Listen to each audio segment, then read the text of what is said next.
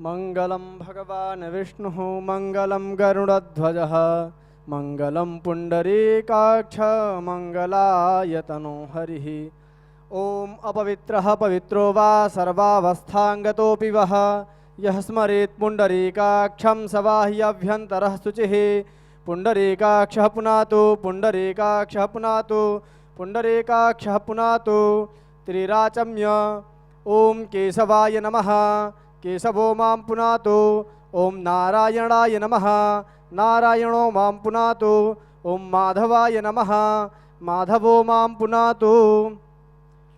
हस्ते गन्धाक्षतपुष्पाणिं गृहीत्वा ध्यानं कुर्यात्। मुक्ता विद्रुमहे मनीलधवलच्छायैर्मुखैस्तीक्ष्णैर्युक्तामिन्दुनिबद्धरत्नमुकुटां तत्त्वार्थवर्णात्मिकां गायत्री वरदाभयाङ्कुशकसाः शुभ्रं कपालं गुणं शंखं चक्रमथारविन्दयुगलं हस्तैर्वहन्तीं भजे। भगवती राजराजेश्वरी दुर्गा देव्यै नमो नमः। ध्याय ध्यानार्थे सर्वोपचारार्थे गन्धाक्षतपुष्पाणि समर्पयामि नमस्करोमि। ब्रह्मलोकादाशिषात्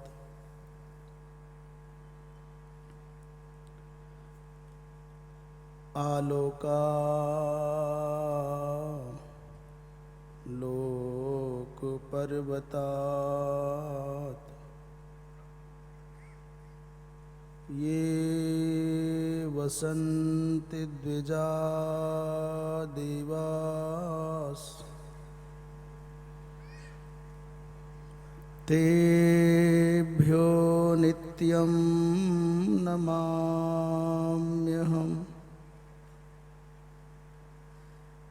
नमो गोभ्यः श्रीमतीभ्यः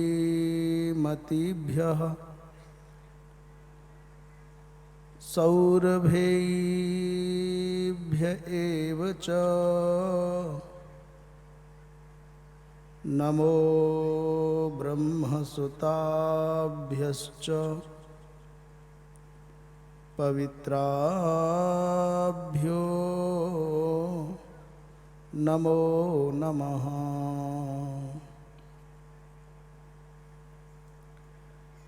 या विद्या शिवकेशवादिजननी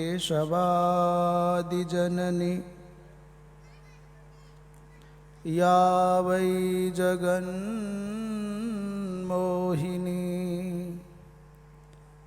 या पञ्चप्रणवद्विरेफनलिनी या चित्कलामालिनी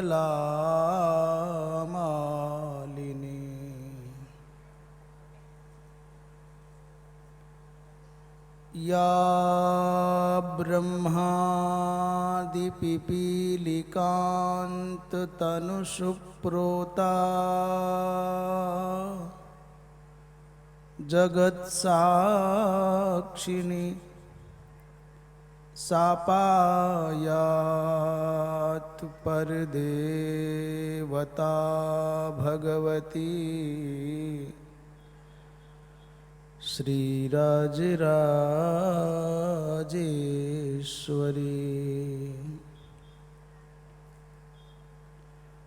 वागीशाद्याः सुमनसः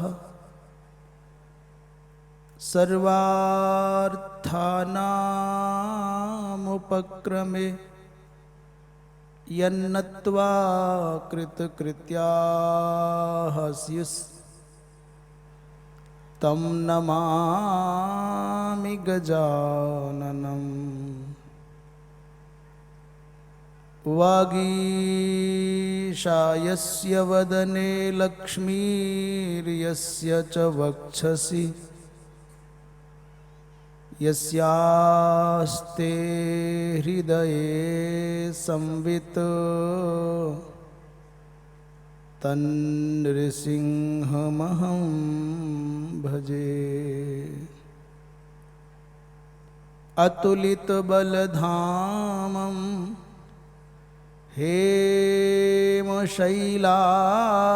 हेमशैलाभदेहं दनुजवन कृशानं ज्ञानिनामग्रगण्यं सकलगुणनिधानं वानराणामधीशम्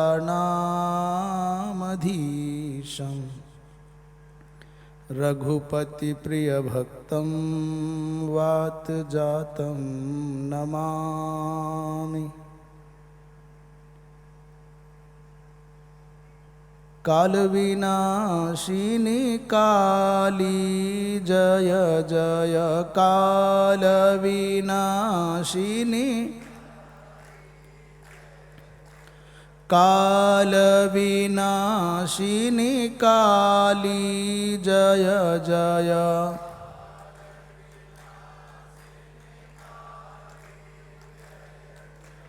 दुर्गति नाशिनी दुर्गा जय जय दुर्गति दुर्गति नाशिनी दुर्गा जय जय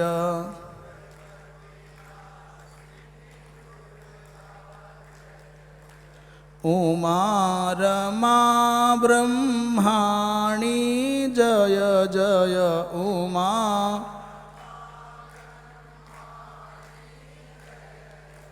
सीता राधा रुक्मिणी जय जय सीता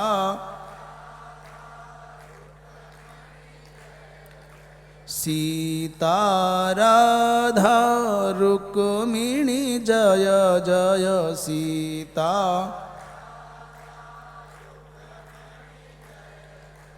काल विनाशिनी काली जय जय काल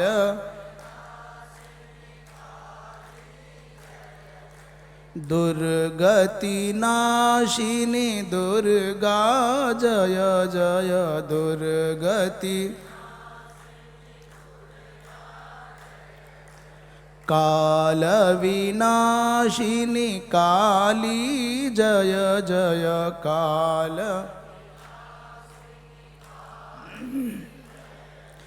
सुख में जय जय दुख में जय जय सुख में सुख में जय जय दुख में जय जय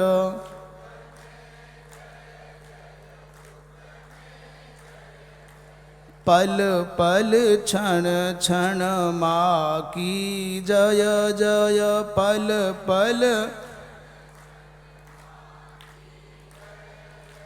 पल पल क्षण क्षण माँ की जय जय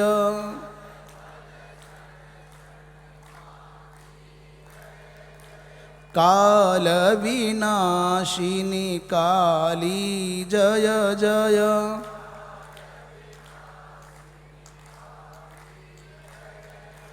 दुर्गति नाशिनी दुर्गा जय जय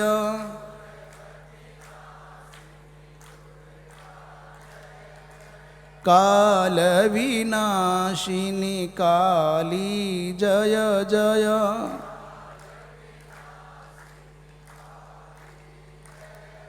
बोलिए जगदम्बा मैया की। धर्म की अधर्म का प्राणियों में विश्व का गो हत्या गौ माता की परम पूज्य धर्म सम्राट स्वामी श्री करपात्री जी महाराज की अपने अपने सद्गुरुदेव भगवान की भारत के ऋषियों की भारत के तीर्थों की भारत माता की भारत माता की यज्ञेश्वरी भगवती गौ माता की जगदीश्वरी भगवती गौ माता की गंगा मैया की। हर हर महादेव। परम श्रद्धेय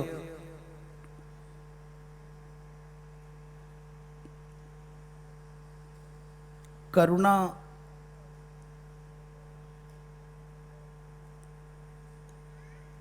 के भाव से भरे हुए हृदय वाले श्रद्धेय महाराज श्री दत्त शरणानंद जी महाराज, और अभी जिनकी सुमधुर मंगलमयी शास्त्रनिष्ठ वाणी के द्वारा हमको आपको मार्गदर्शन मिला, ऐसे भारतवर्ष में ये देश साधुओं का है। इस भारतवर्ष में बड़े बड़े ज्ञानी, बड़े बड़े विरक्त, बड़े बड़े भक्त, बड़े बड़े योगी, संत सदा से होते आए हैं, पर जिनमें नैसर्गिक सहज रूप से जन्मजात सरलता, विनम्रता और साधुता का दर्शन होता है, ऐसे श्रद्धेय श्री मलुक पीठाधीश्वर जी महाराज केवल विनम्रता और विद्या उनकी वाणी में नहीं, उनके स्वभाव में भी है।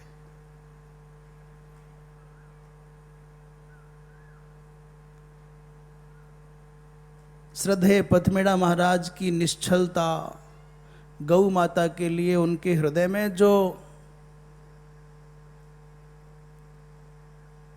कहीं से भी कोई समाचार गौ माता के प्रतिकूल मिलता है तो ऐसे बिलख जाते हैं जैसे कोई माँ अपने बालक पर संकट देख करके सुन करके बिलख जाती है।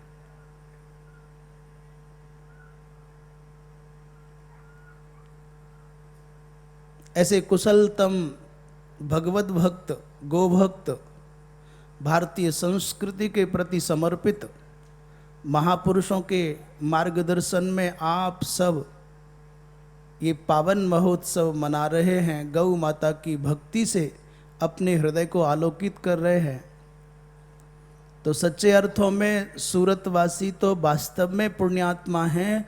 ऐसे ऐसे विलक्षण महापुरुषों का सानिध्य मिल रहा है, उनकी दृष्टि में हम आ रहे हैं, उनकी जिह्वा पर हमारा नाम आ जाता है। मुझे लगता है किसी महात्मा की स्मृति में आपने जगह बनाई, किसी संत की दृष्टि में आपने जगह बनाई, और किसी संत की वाणी पर आपका नाम आ गया, और आपकी क्रियाओं से, आपके आचरण से, आपके संकल्प से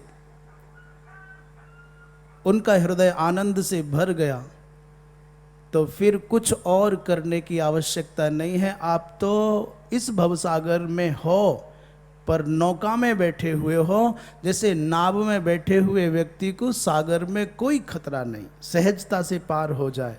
ऐसे ही संत के अनुग्रह की नौका में जो बैठ गया है, उसको भवसागर से तरने के लिए फिर प्रयत्न करने की आवश्यकता नहीं है। जब यज्ञ के माध्यम से गौ माता की सायंकालीन पूजा होती है, उस दृश्य को देखते हैं, उस उपासना का अंग भी बन जाते हैं। हम पूजा करते हैं, हम दर्शन करते हैं, हम साक्षी बनते हैं, तो जो लोग कर रहे होंगे उनके हृदय से पूछना कितना आनंद आता है। आप दर्शन भी करने लग जाओ तो लगता है कि ये ऐसा कोई अपूर्व अनुष्ठान है जो धरती का नहीं है, कोई दूसरे लोक की कोई घटना यहां घट रही है।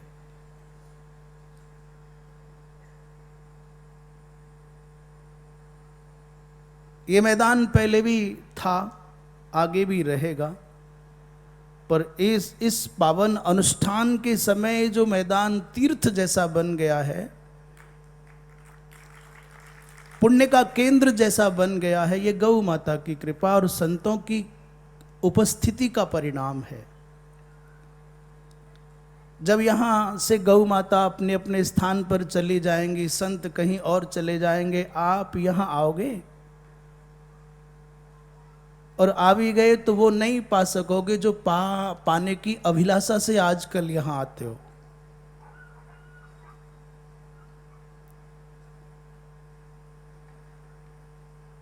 मैं बहुत कुछ नहीं कहूंगा, परंतु इतना अब तक के जीवन में ये समझ में आ गया है कि गौ माता से जुड़ने के बाद, गौ माता से प्रेम करना प्रारंभ कर देने के बाद, संसार के लिए बिलखना, संसार की चिंता करना, संसार के लिए आंसू गिराना, ये अलग बात है।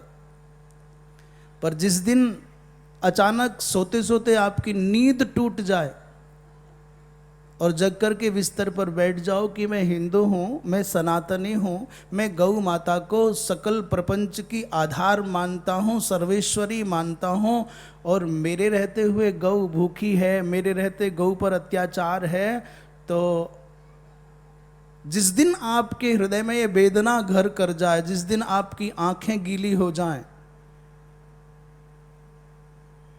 सच्चे अर्थों में उस दिन आप सत्संगी माने जाओगे, सच्चे अर्थों में उसी दिन आप सनातनी माने जाओगे, सच्चे अर्थों में उसी दिन आपके अंदर मनुष्यता का पुष्प खिलेगा और आपका हृदय सुगंध से भर जाएगा।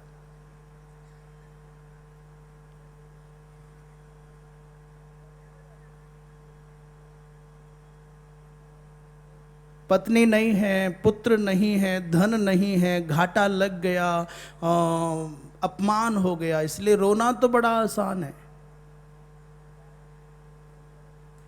इन संसार के कारणों को ध्यान में रख करके आंसू गिराना बहुत आसान है, पर जिस दिन हमारा मन वेदना से भर जाए, हमारी आंखें नम हो जाएं गाय के लिए,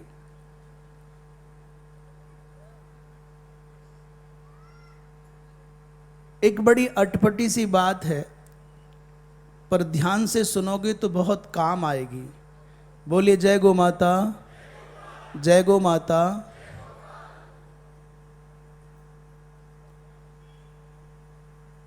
इस दुनिया में दो लोग ऐसे हुए जिन्होंने भगवान से कहा कि हम आपको प्रेम करना चाहते हैं। हुए होंगे, करोड़ों हुए होंगे, परंतु दो का उदाहरण देना चाहते हैं। एक तो वृत्रासुर है, जिसने युद्ध के मैदान में भी इंद्र से कहा, भाई एक पल ठहर, मुझको जरा भगवान से दो बात कर लेने दे, मुझे भगवान को नमन करने दे, भगवान से संवाद स्थापित करने दे, मैं ध्यान करूं। इंद्र ने कहा युद्ध के मैदान में और ध्यान? पर वृत्रासुर ने ध्यान किया,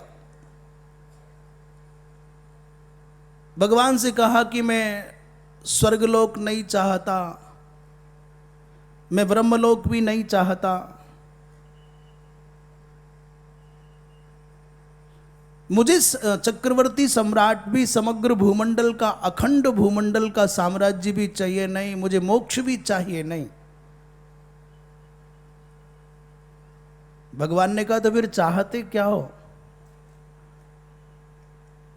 बोले समंजसत्वा विरह्य कांक्षे है। समंजस का अर्थ है, हे निखिल सौभाग्य निधि भगवान, मैं आपके चरण कमलों का आश्रय छोड़ करके कुछ नहीं चाहता दुनिया में। पर बात अधूरी रह गई।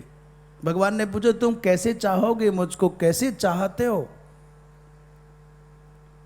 उस वृत्रासुर ने भगवान से संवाद करते हुए 3 उदाहरण दिए। उन्होंने कहा भगवान, जैसे कोई चिड़िया हो, पक्षी हो, और उसका नया नया बच्चा जन्म लिया हो चिड़िया का, अपने बच्चे को अपने घोंसले में छोड़ करके चिड़िया दाना चुगने के लिए जंगल गई हो। छोटे से बच्चे के अभी पंख नहीं निकले हैं, उड़ नहीं सकता है।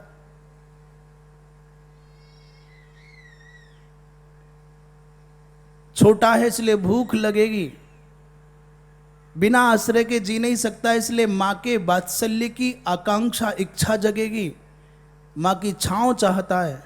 पर मां नहीं है तो बार बार घोंसले के दरवाजे तक आता है और चींची करके चारों ओर देखता है, मेरी माँ कहाँ है, मेरी माँ कहाँ है। सारा दिन भूखे प्यासे उस बालक का माँ के स्मरण में जैसे तड़पते तड़पते गुजरता है। भगवान, जब तक आपका दर्शन ना हो, जब तक आपकी प्राप्ति ना हो, तब तक मैं भी उस बिना पंख वाले पक्षी के बालक की तरह से आपकी याद में तड़फूं। कुछ समझ में आया? इसलिए समझ में नहीं आएगा हम पक्षी नहीं हैं, इसलिए समझ में नहीं आएगा, हमको अनुभव नहीं है कि बिना पंख वाले छोटे से पक्षी के बालक का अनुभव क्या होगा। वृत्रासुर को भी लगा मैंने बात तो कही पर पूरी नहीं कह पाया। उसने दूसरा उदाहरण दिया, प्रभु मैं वैसे तड़पूं आपकी याद में जैसे नई नई गाय जिसने अभी अभी प्रसव बच्चा दिया है, अभी 2 दिन 4 दिन का बच्चा हुआ है, बछड़ा हुआ है, बच्चिया हुई है, और मां तो जंगल में चारा चरने जाएगी। वो बेचारा घास का तिनका खा नहीं सकता, केवल मां के दूध पर निर्भर है। और सवेरे मां दूध पिला करके जंगल में गई है, शाम तक आएगी नहीं। बछड़ा बेचारा खूंटे पर बंधा है, पर सवेरे जिस दिशा में मां गई थी उसी दिशा में बार बार रमाता है, मां मां करके बुलाता है, पुकारता है। जैसे भूखा प्यासा तड़पता हुआ बछड़ा सायंकाल तक अपनी माँ की याद में रमाता रहता है, तड़पता रहता है। गोविंद, आपकी याद में मैं वैसे ही विलखूं, वैसे ही आपकी याद में तड़पूं। ये भी बात समझ में कम आई होगी। जय गो माता। क्योंकि हमको गाय होने का अनुभव नहीं है, हमको बिना दांत वाले उस बछड़े के होने का अनुभव नहीं है जो अपनी गाय, अपनी मां के लिए तड़पता है। वृत्रासुर को लगा ये बात भी वहां तक नहीं पहुंची जहां तक मैं पहुंचाना चाहता हूं। उसने कहा, भगवान तीसरा उदाहरण दिया, नई नई शादी हुई, नया नया विवाह हुआ है, और कोई कन्या अपने माता पिता के यहां से पारिवारिक संस्कार लेकर के आई है कि पति परमेश्वर होता है।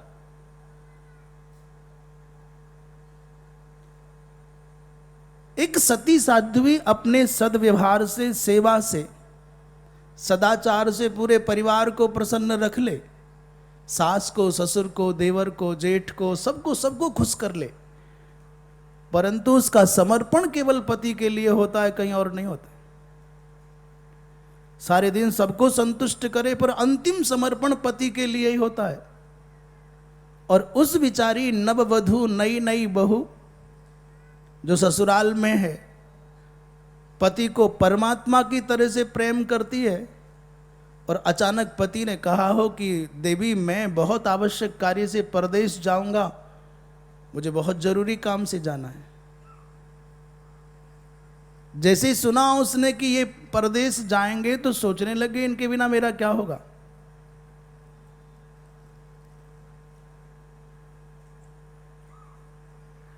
पर बहुत समझाने बुझाने के बाद में समझौता हो गया, मान गई और कहा, भगवान मैं एक एक दिन गिन करके, एक एक पल गिन करके, एक एक श्वास गिन करके तुम्हारे लौटने की प्रतीक्षा करूंगी, जल्दी आना। तो गए हुए पति के आगमन की प्रतीक्षा में जैसे सती साध्वी नववधू उत्कंठित होकर के रात दिन उसी का स्मरण करती हो, ठीक वैसे ही मैं आपकी स्मृति में, आपकी याद में, आपकी प्राप्ति के लिए वैसे ही तड़पूं। शायद ये भी उदाहरण समझ में आना मुश्किल है, क्योंकि ये अनुभव भी केवल मातृ जाति को होगा, पुरुष क्या जाने कि इसका दर्द क्या है। और माताओं में भी केवल उसी को यह अनुभव होगा जो वास्तव में उस परंपरा का परिपालन करती होगी। वृत्रासुर ने 3 उदाहरण दिए, अजात पक्षाः इब मातरं खगाः और स्तन्यम यथावत्स तराः क्षुधार्थाः, प्रियम प्रियेव विशुतम विषन्नाः मनोरविंदाक्ष दिदृक्षते त्वाम। हे अरविंदाक्ष, हे कमल नयन, ये मन वैसे ही रात दिन आपकी दर्शन की लालसा में, आपकी प्राप्ति की लालसा में, आपको देखने की लालसा में तड़पता रहे। परंतु हमको ना तो पक्षी होने का अनुभव है, ना बछड़े होने का अनुभव है, और ना ही हमको वह नववधु होने का अनुभव है। तो हम भगवान से प्रेम कैसे करें? हमारे तो गले नहीं उतरी बात ये। दृष्टांत जब तक सिद्धांत का परिपूर्णतया पोषण ना करे तब तक स्वाद नहीं आता। दुनिया में जितने भी सिद्धांत हैं उनको समझने के लिए दृष्टांत की आवश्यकता है, पर जो सुबुद्ध लोग होते हैं वो अपने दर्दों से, अपनी वेदनाओं से, अपने अभावों से अभावों को नहीं जानते। वो दूसरों के दर्द को देख करके भी पहचान जाते हैं। परंतु तुलसी बाबा ने कहा कि प्रभु मैं आपको चाहता हूं और मेरे मन में आपको प्राप्त करने की लालसा इतनी इतनी प्रगाढ़ हो जानी चाहिए। मैं आपको मानता हूं, जानता हूं, आपको चाहता हूं, परंतु मेरे मन में लालसा है कि मैं आपको ऐसे चाहूं। भगवान ने कहा कैसे? बोले जैसे कोई कामी व्यक्ति कोई सांसारिक वासना में कल्पित प्रेम के बंधन में बंध गया हो। थोड़ा शब्दों पर ध्यान देना। सांसारिक वासना में कल्पित प्रेम के बंधनों में बंध गया हो।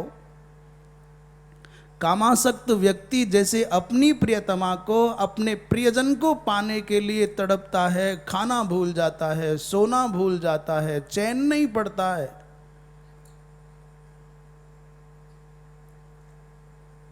जैसे कामासक्त व्यक्ति अपने प्रियतम को पाने के लिए तड़पता है, और जैसे अर्थासक्त माने लोभी व्यक्ति, धन की लालसा में अपने समग्र सुखों को दांव पर लगाने वाला लोभी व्यक्ति जैसे धन की आकांक्षा में तड़पता है, भूख प्यास भूल जाता है, भगवान वैसे ही मैं आपको चाहूं, आपको प्रेम करूं।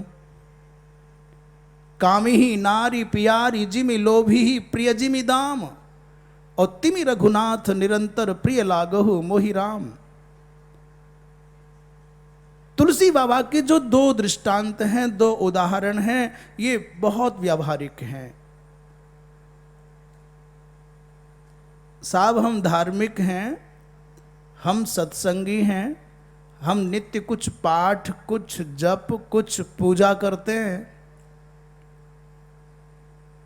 अपने बारे में गंभीर होकर के विचार करना कि हम पूजा कर रहे हैं, धार्मिक हैं, सत्संगी हैं, इसमें नाटक कितना है और सच्चाई कितनी है, इसमें औपचारिकताएं कितनी हैं और वास्तविकता कितनी है, हमारा प्रदर्शन कितना है और हमारे हृदय में भगवत दर्शन की लालसा कितनी है। एक संसार का साधारण जीव, साधारण मनुष्य, साधारण प्राणी किसी संसार के साधारण प्राणी को प्रेम करने लगता है तो जब तक उसको देख ना ले, उससे मिल ना ले, उसे पा ना ले, उसे चैन नहीं आता। एक संसार के साधारण व्यक्ति से प्रेम करने का परिणाम यह है कि नींद उड़ जाए, भूख मिट जाए।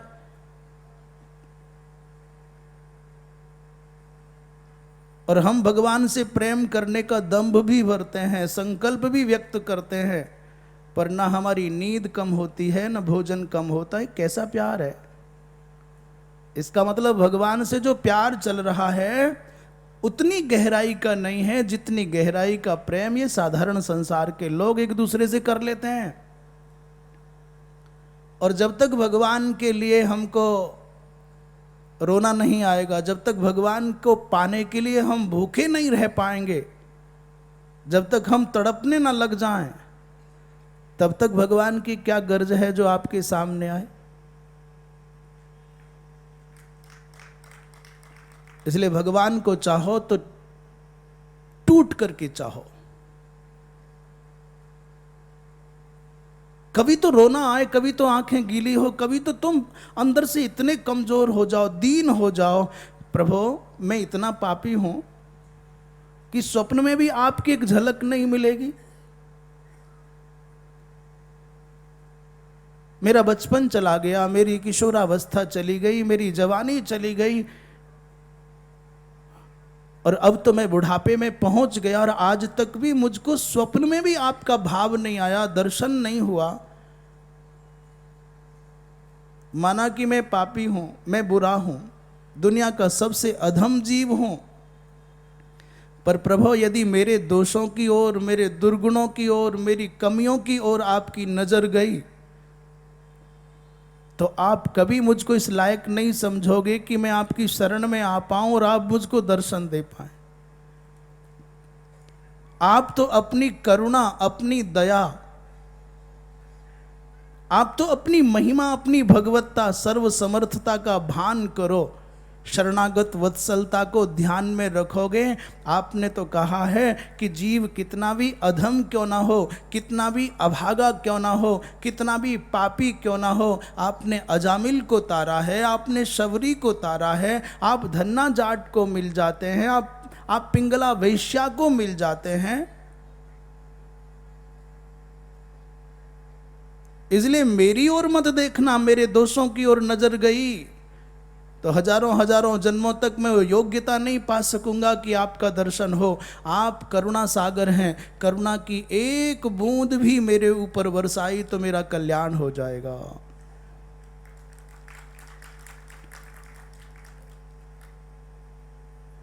आदि जगत गुरु भगवान शंकराचार्य ने प्रार्थना की कि मैं मंत्र नहीं जानता, मैं यंत्र भी नहीं जानता हूं, तंत्र भी नहीं जानता हूं, न मंत्रम नो यंत्रम, यंत्र मंत्र तंत्र कुछ नहीं आता, मुझको पूजा की विधि भी नहीं आती।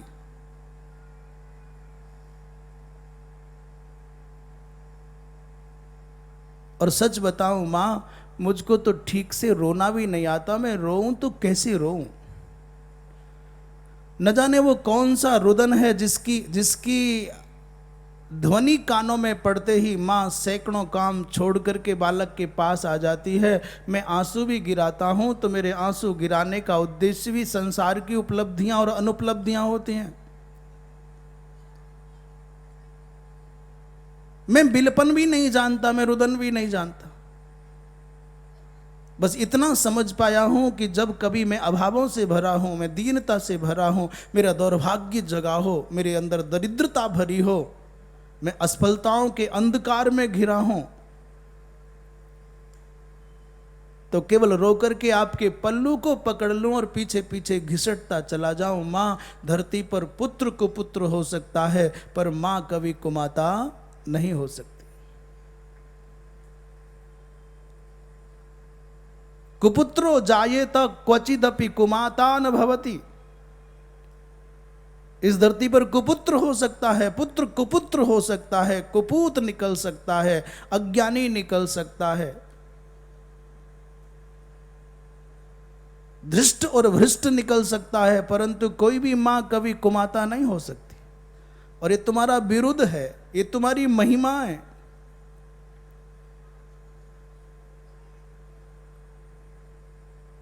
मां, ज्ञानी तो ज्ञान की नौका में बैठ करके तर जाएगा, उसमें तुम्हारा कोई बड़प्पन नहीं है।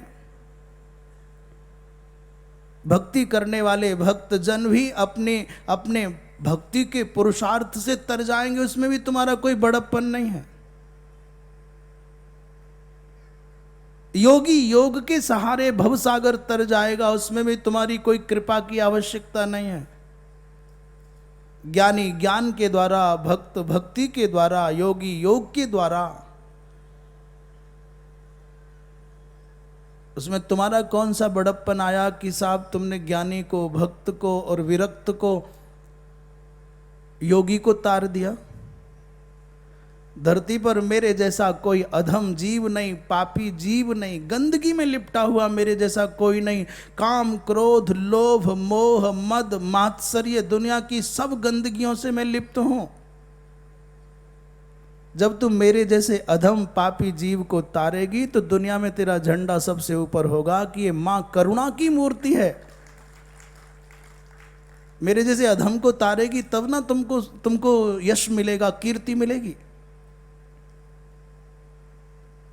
माँ, संसार की साधारण माँ भी अपने बालक की नाक निकलती हो, आंखें गंदी हो, धूल में लिपटा हुआ हो, कीचड़ में लिपटा हो, मलमूत्र में सन गया हो, ये संसार की साधारण माँ भी उस सने हुए गंदगी में लिप्त बालक को उठाती है, स्नान कराती है, साफ करती है, नए कपड़े बदलती है और फिर उसको साफ सुथरा करके बिठा देती है। तो जब कोई बालक गंदा हो, गंदे कपड़े हों, मलिनता में लिप्त हो, तो लोग बालक को बुरा नहीं कहते। बालक गंदगी में लिप्त हो, मलमूत्र में सना हो, कपड़े गंदे हो, नहाया ना हो, तो लोग, दुनिया के देखने वाले लोग बालक को बुरा नहीं कहते। किसको बुरा कहते हैं?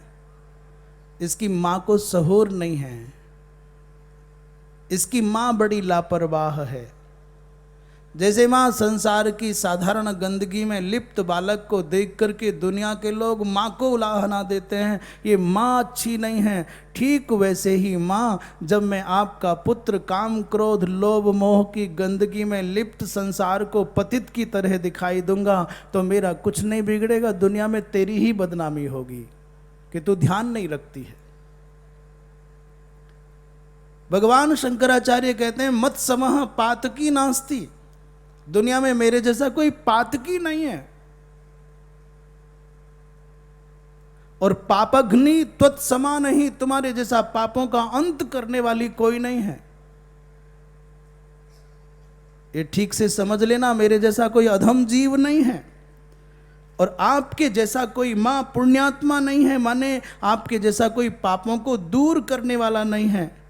एवं ज्ञात्वा महादेवी यथा योग्यम तथा कुरु, मां ऐसा जान करके जो उचित लगे सो करो, मेरे कल्याण के लिए जो आवश्यक हो, इस प्रकार की भावना से भर करके मां भगवती की शरण में जाओ, गौ माता की शरण में जाओ। सारे संसार को तारने वाली, जो बैतरणी से पार कर दे वो गौ मां, जो शुंभ निशुंभ महिषासुर चंड मुंड रक्तबीज प्रभृति दुर्गम आदिक दैत्यों के आतंक से धरित्री को मुक्त कर दे वो मां हमारे छोटे छोटे दुखों को दूर नहीं करेगी। आवश्यकता है कि हम मां की शरण में जाएं, आवश्यकता है कि हम विश्वास के आलोक में भगवान के हो जाएं, मां के हो जाएं, गौ मां के हो जाएं, संतों के हो जाएं। बाकी तो केवल आवश्यकता इतनी ही है, बाकी सब काम तो गौ मां कर लेगी, संत कर देंगे। जब राजर्षि परीक्षित सुखदेव जी महाराज की शरण में पहुंच गए और प्रश्न कर लिया, तो बड़ी बड़ी मंद मंद मुस्कुराहट के साथ में सुखदेव जी महाराज ने राजर्षि परीक्षित को देखा और बड़े आनंद के साथ में निहार रहे हैं कि ये हजारों हजारों महात्माओं के, बड़े बड़े उत्कृष्ट महात्माओं के सानिध्य में मध्य में बैठे हैं। वो दृश्य आप जरा कल्पना करो कि एक ऋषि पुत्र के साप से विदग्ध हुआ राजर्षि परीक्षित अपना मुकुट छोड़ करके, राजसी ठाटवाट छोड़ करके गंगा के किनारे पर कुसा के आसन पर बैठे हैं। उनके चारों ओर बड़े बड़े अमलात्मा विमलात्मा महात्मा बैठे हैं। उनके ठीक सामने सुखदेव जी महाराज बैठे हैं और सुखदेव जी महाराज के सहित समग्र महात्माओं की दृष्टि राजर्षि परीक्षित पर लगी है। इतने बड़े बड़े महात्माओं की दृष्टि जिस पर लगी हो उसका भला अनर्थ होगा। कुछ प्रश्न किया है राजर्षि परीक्षित ने, प्रभु मेरा क्या होगा? एक मरण धर्मा व्यक्ति को आत्म कल्याण के लिए क्या करना चाहिए? एक मरणासन्न व्यक्ति को जिसकी मौत बिल्कुल सन्निकट है उसको आत्म कल्याण के लिए क्या करना चाहिए? सुखदेव जी महाराज ने प्रश्न सुनकर के कहा, राजन तू इन महापुरुषों की दृष्टि के पथ पर आ गया, तेरा तो कल्याण हो गया। इतने बड़े बड़े महात्माओं के बीच में तुम बैठे हो तो तुम्हारे कल्याण में, तुम्हारे उद्धार में कोई संशय की आवश्यकता नहीं है। वरीयानेश ते प्रश्न, तुम्हारा प्रश्न बहुत अच्छा है पर तुम्हारे लिए नहीं है। तुमने तो संसार के कल्याण के लिए प्रश्न किया है। बड़े बड़े आत्मवेत्ता महापुरुषों के अनुरूप ये प्रश्न है। तुम तो जब इन महापुरुषों के दृष्टि पथ पर आ गए, तुम्हारा कल्याण हो गया। तुम्हारे और हमारे बीच में जो संवाद होगा वो तो केवल संसार के कल्याण का माध्यम बनेगा। तुम्हारा कल्याण तो हो गया। बोलिए जय गौ माता, जय गौ माता।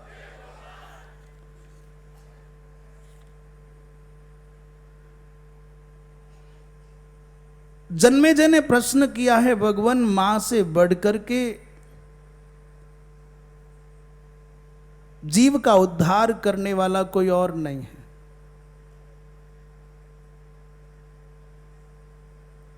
मां का जो अनुपम मंत्र है वो ह्रीम मंत्र है। भगवान मेरी जिज्ञासा ये है कि मैंने सुना है कि बहुत सारे शक्तिपीठ हुए हैं,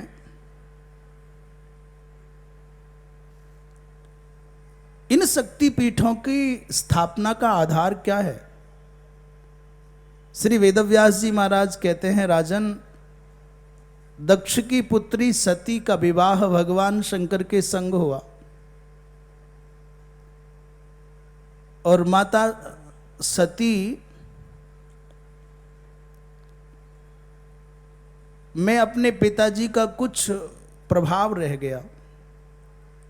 दक्ष माने चतुर को कहते हैं, प्रवीण को कहते हैं, एक्सपर्ट को कहते हैं।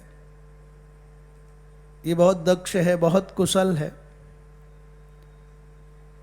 इसलिए पिता के संस्कारों का प्रभाव ये रहा कि मां सती भगवान शंकर के संग तो है, परंतु उनमें कुछ दक्षता है, कुछ कुशलता है, कुछ चतुरता है, कुछ प्रवीणता है। और भोले बाबा तो विश्वास का प्रतीक है, जो जैसे कह दे मान ले।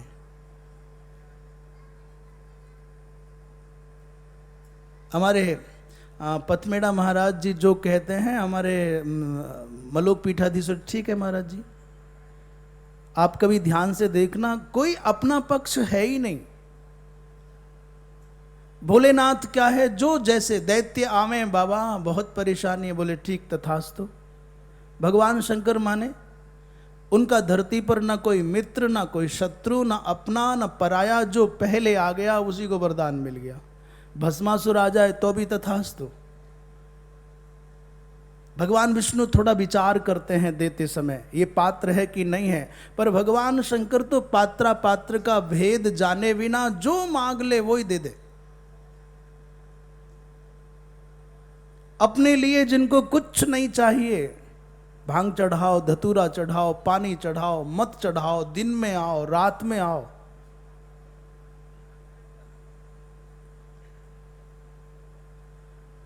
भोलेनाथ थोड़े भोले हैं। इसलिए बाणासुर उनके आश्रय से पल जाते हैं, पनप जाते हैं, रावण पल जाते हैं, पनप जाते हैं, पर भोलेनाथ। मां सती कहती हैं कि तुम देखो, चाहे जिसकी बात मान लेते हो, थोड़ा थोड़ा तो समझ के काम किया करो ना। इसलिए मां समझदारी के चक्कर में रह गई। और कभी कभी माताओं में ये गुण विशेष पनप जाता है, जब पति देव थोड़े भोले टाइप के हों, ज़्यादा ध्यान ना देते हों।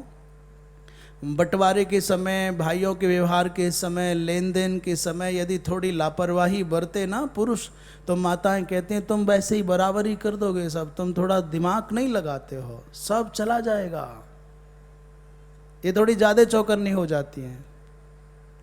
बोलिए जय गौ माता, जय गौ माता। माता सती में एक थोड़ी सी बात रह गई, दक्षता की, थोड़ी सजगता की। इसलिए रामचरितमानसकार ने बहुत प्यारा दृश्य खींच करके दिखाया है कि भगवान शंकर तो राम कथा सुनने के लिए कैलाश पर्वत की ऊंचाइयां छोड़ करके नीचे आ गए, समुद्र के किनारे आ गए। और मानो संकेत दे रहे हैं बाबा तुलसीदास की, अकेले नहीं सपत्नी का आना चाहिए, संग सती जग जननी भवानी। बड़ा गजब का संकेत है। आप ऊंचाइयों पर आसीन हैं, पद का बड़प्पन है, कद का बड़प्पन है, बड़े कुल खानदान का बड़प्पन है, ये ऊंचाइयों को थोड़ा छोड़ो, नीचे आओ। हिमालय की ऊंचाई से समुद्र के किनारे कुंभज ऋषि के पास आना, जो उत्तरों में जीता है वो दक्षिण के पास आ जाए। एक बार त्रेता जुगमाही, शंभु गए कुंभज ऋषि पाही। और गजब की बात है, जो ज्ञान के समुद्र हैं भगवान शंकर, वो गए किसके पास? जो घड़े से पैदा उसके पास। समुद्र है, वो प्यास बुझाने कहां जा रहा है? बोले घड़े के पास। जो घड़े से पैदा है कुंभज ऋषि, उनके पास। जब भगवान शंकर माता सती पहुंचे तो कुंभज ऋषि ने, अगस्त जी महाराज ने पूजे ऋषि अखिलेश्वर जानी। भगवान शंकर की पूजा की, सम्मान किया, आसन पर बिठाया। माँ सती सोचने लग गई कि आए क्यों हैं? राम कथा सुनने। और राम कथा सुनेंगे किससे? बोले इस महात्मा से। ओ, कौन सी ऐसी कथा है जिसको शंकर जी न जानते हो? कौन सा ऐसा ज्ञान है जो इनके पास न हो? इस महात्मा के पास क्यों आए हैं? और हमारे जैसे ज्ञानी के पास में आने पर महात्मा की सिट्टी पिट्टी गुम हो गई है, नमस्कार कर रहा है, प्रणाम कर रहा है। ये तो पहले ही पूजा कर रहा है, तो सुनावेगा क्या? इसलिए कथावाचक के प्रति अश्रद्धा का भाव चतुराई के कारण आ गया। मैंने बड़े बड़े महात्मा अपने जीवन में देखे, पिताजी के यहां बड़े महात्मा आते,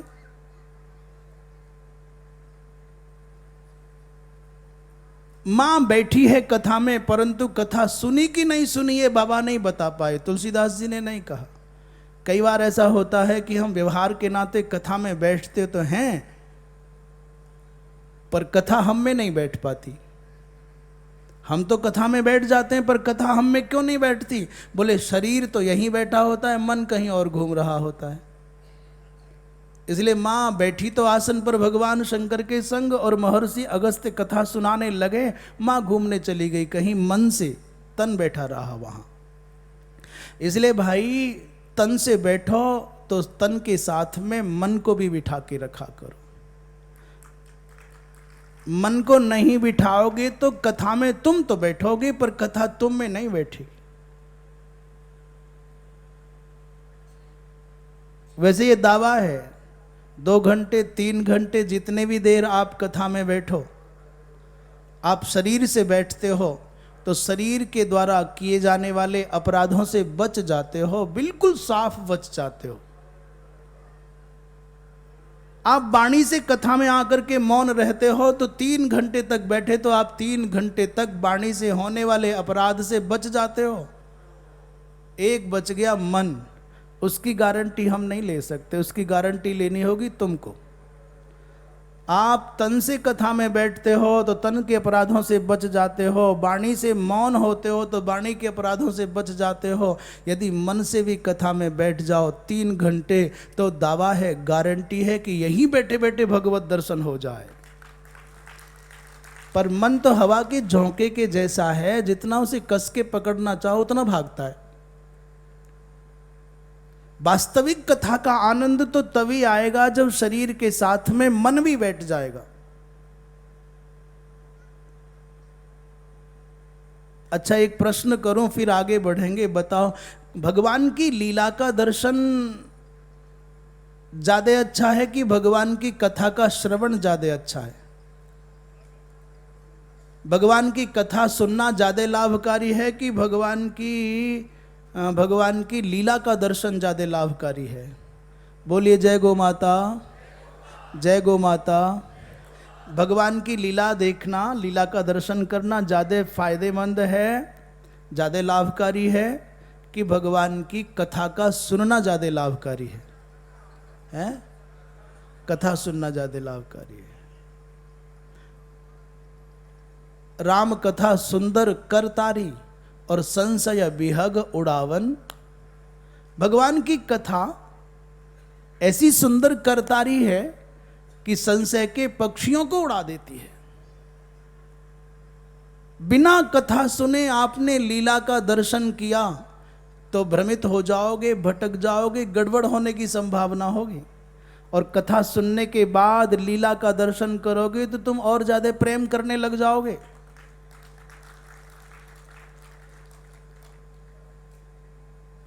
भगवान शंकर ने कथा भी सुनी, इसलिए भगवान की लीला का दर्शन करने पर भगवान शंकर को तो मोह हुआ नहीं। राम कथा सुनने के बाद में मानसकार के अनुसार बोल रहे हैं, भगवान शंकर के मन में आया कि वो समय चल रहा है जब भगवान विष्णु का अवतार होने वाला है, पर मैं दर्शन कैसे हो अवतार हो गया।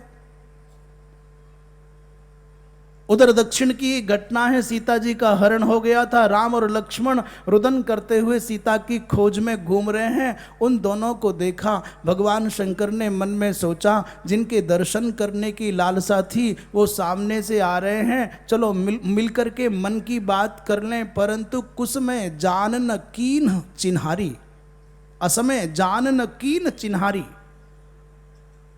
मनी मन वंदना की है, अभिनंदन अभिवंदन किया, मनी मन किया, पर पास में नहीं गए। अच्छा, जिन राम के दर्शन की उत्कंठा मन में है वो देख भी लिए सामने से आ रहे हैं, तो क्यों शंकर जी नहीं जा रहे मिलने? मिलने क्यों नहीं गए?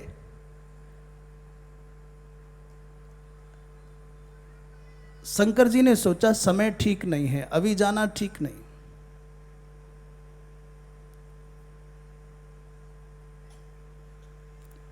दो मित्र थे बचपन के, एक चला गया विदेश पढ़ लिख करके, रहता था विदेश में, पर दिल धड़कता था भारत के लिए, याद आती थी गांव की। उसके बचपन का मित्र गांव में था, थोड़ा सामाजिक सरोकारों से जुड़ गया, रामलीला से जुड़ गया और रामलीला में राम का अभिनय करता था। एक दिन अचानक उसके विदेश में रहने वाले मित्र को बहुत याद आई, मित्र से मिलने की टिकट लिया और सीधा भारत आ गया। और यही नवरात्रि के दिन चल रहे थे। सीधा एयरपोर्ट से उतरा और गांव पहुंच गया। गांव में भी अपने घर नहीं गया, मित्र के घर गया। मां अकेली थी, बूढ़ी हो गई। मां को प्रणाम किया, मां मेरा मित्र कहाँ है? तो बड़ी खुश हो गई, बेटा तू बहुत दिन बाद आया। बोले हाँ माँ, मित्र से मिलने की बड़ी उत्कंठा हो गई इसलिए आया। कहाँ है बताओ? उससे मिलने आया हूँ। माँ ने कहा भाई आजकल वो रामलीला में राम बनता है तो रामलीला करने गया है, तू बैठ, नहा धो ले, खा पी ले, विश्राम कर ले, आता होगा मिल लेना। उसने कहा नहीं नहीं, उतनी दूर से चल करके आया हूँ मिलने, अब क्या आराम, बाद में ही आराम करूँगा, साथ में ही खाना खाऊंगा, चल मिल के आता हूँ पहले। माँ ने कहा तेरी मर्जी, जा। मित्र वहां पहुंचा तो इसका मित्र राम बना हुआ सीता जी की खोज में रो रहा है। हे खग मृग हे मधुकर श्रेणी, तुम देखी सीता मृग नैनी, आंसू गिराते जा, हाय सीते हाय सीते। इस मित्र ने पहचान लिया कि मेरा मित्र राम बना हुआ है। अब मैं आपसे एक प्रश्न करूं कि वो जो विदेश से चल करके यहां तक आया, मित्र से मिलन की चाह में विश्राम नहीं, स्नान नहीं, भोजन नहीं किया और अपने मित्र को रोता हुआ देख रहा है, तो इसका कर्तव्य बनता है कि मंच पर जाए, उसके आंसू पहुंचे और कहे घबरा मत, मैं हूं ना। करना चाहिए कि नहीं करना चाहिए? अपने मित्र के आंसू पहुंचने के लिए मंच पर जाना चाहिए कि नहीं? नहीं जाना चाहिए। अरे भाई, जिससे मिलने आया है उसको देख लिया है तो दौड़ करके गले लग जा, मिल जा, उसको सांत्वना दे, आंसू पुंछवा। परंतु मुझे ऐसा लगता है कि वो यदि मंच पर चढ़ जाता, गले लग जाता, तो महाराज जो आयोजक थे इसको पिटाई करते और हल्ला मच जाता। ये सिरफिरा कौन आ गया है जिसने लीला में विघ्न डाल दिया है? और वो जो मित्र है ना, राम बना हुआ अभिनय कर रहा है, वो भी पर्दे के पीछे खींच करके ले जाता और दो मारता, तेरी बुद्धि खराब है कि 5 मिनट बाद ही मिल लेता। नहीं मिलना चाहिए ना।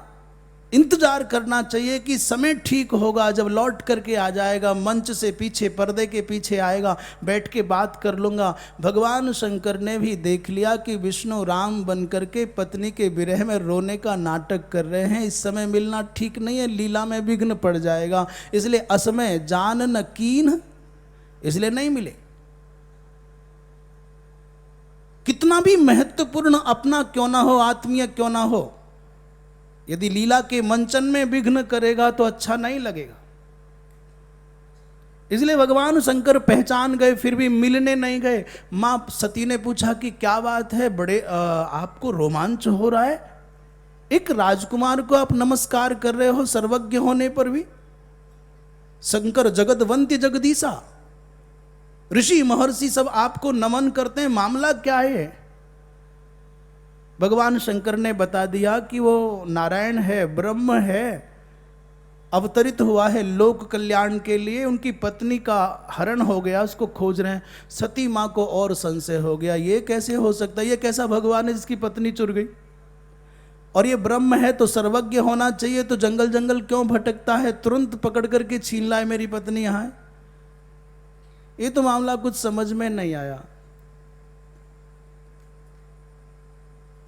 जिन लोगों का आहार अशुद्ध हो जाता है, उनके चित्त में अहंकार का उदय हो जाता है, और जिनके चित्त में अहंकार का उदय हो जाता है, उनको सबसे पहले कुछ नहीं होता, केवल अविश्वास, संशय, भ्रम पैदा हो जाता है।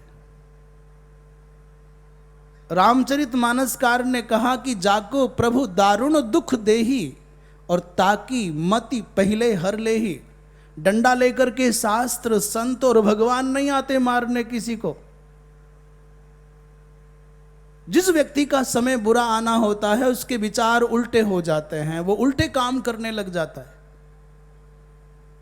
दंडं गृहीत्वा, डंडा लेकर के परमात्मा नहीं आता, शास्त्र नहीं आते, वो अन्यथा चिंतन करने लग जाता है, उल्टा सोचने लग जाता है, उल्टा करने लग जाता है।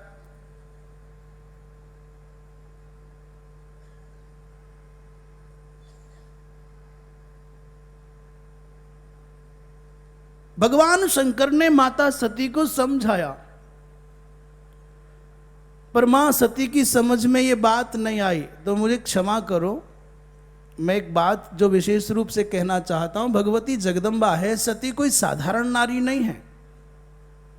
यदि राम का अपनी पत्नी के चुर जाने पर रोना लीला है, समुद्र को मनाने के लिए 3 दिन तक अनशन करना भी एक लीला है, सब कुछ जानते हुए अयोध्या छोड़ करके वन में जाना एक लीला है, तो भगवती मां जगदम्बा का भगवान शंकर के साथ में रह करके ये भ्रम और संशय का अभिनय करना भी लीला है। क्यों है लीला ये? एक बड़ी विचित्र घटना घटी। दक्ष की पुत्री, बड़े समर्थ पिता की पुत्री है मां। भगवान शंकर जैसे सर्वज्ञ भगवान का सानिध्य मां को मिला है, और स्वयं भी असंख्य असंख्य दैत्यों का वध करने वाली मां। मां कहती है, जब पति और पिता में से एक को चुनने की मजबूरी आए,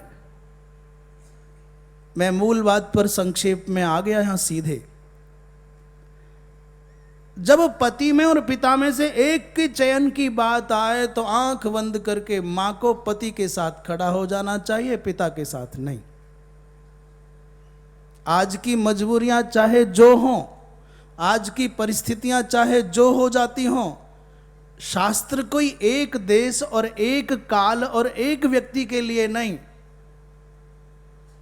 तुम शास्त्रों को मानो या मत मानो, शास्त्र सर्व देश के लिए, सर्व कालों के लिए और सर्व लोगों के कल्याण के लिए है।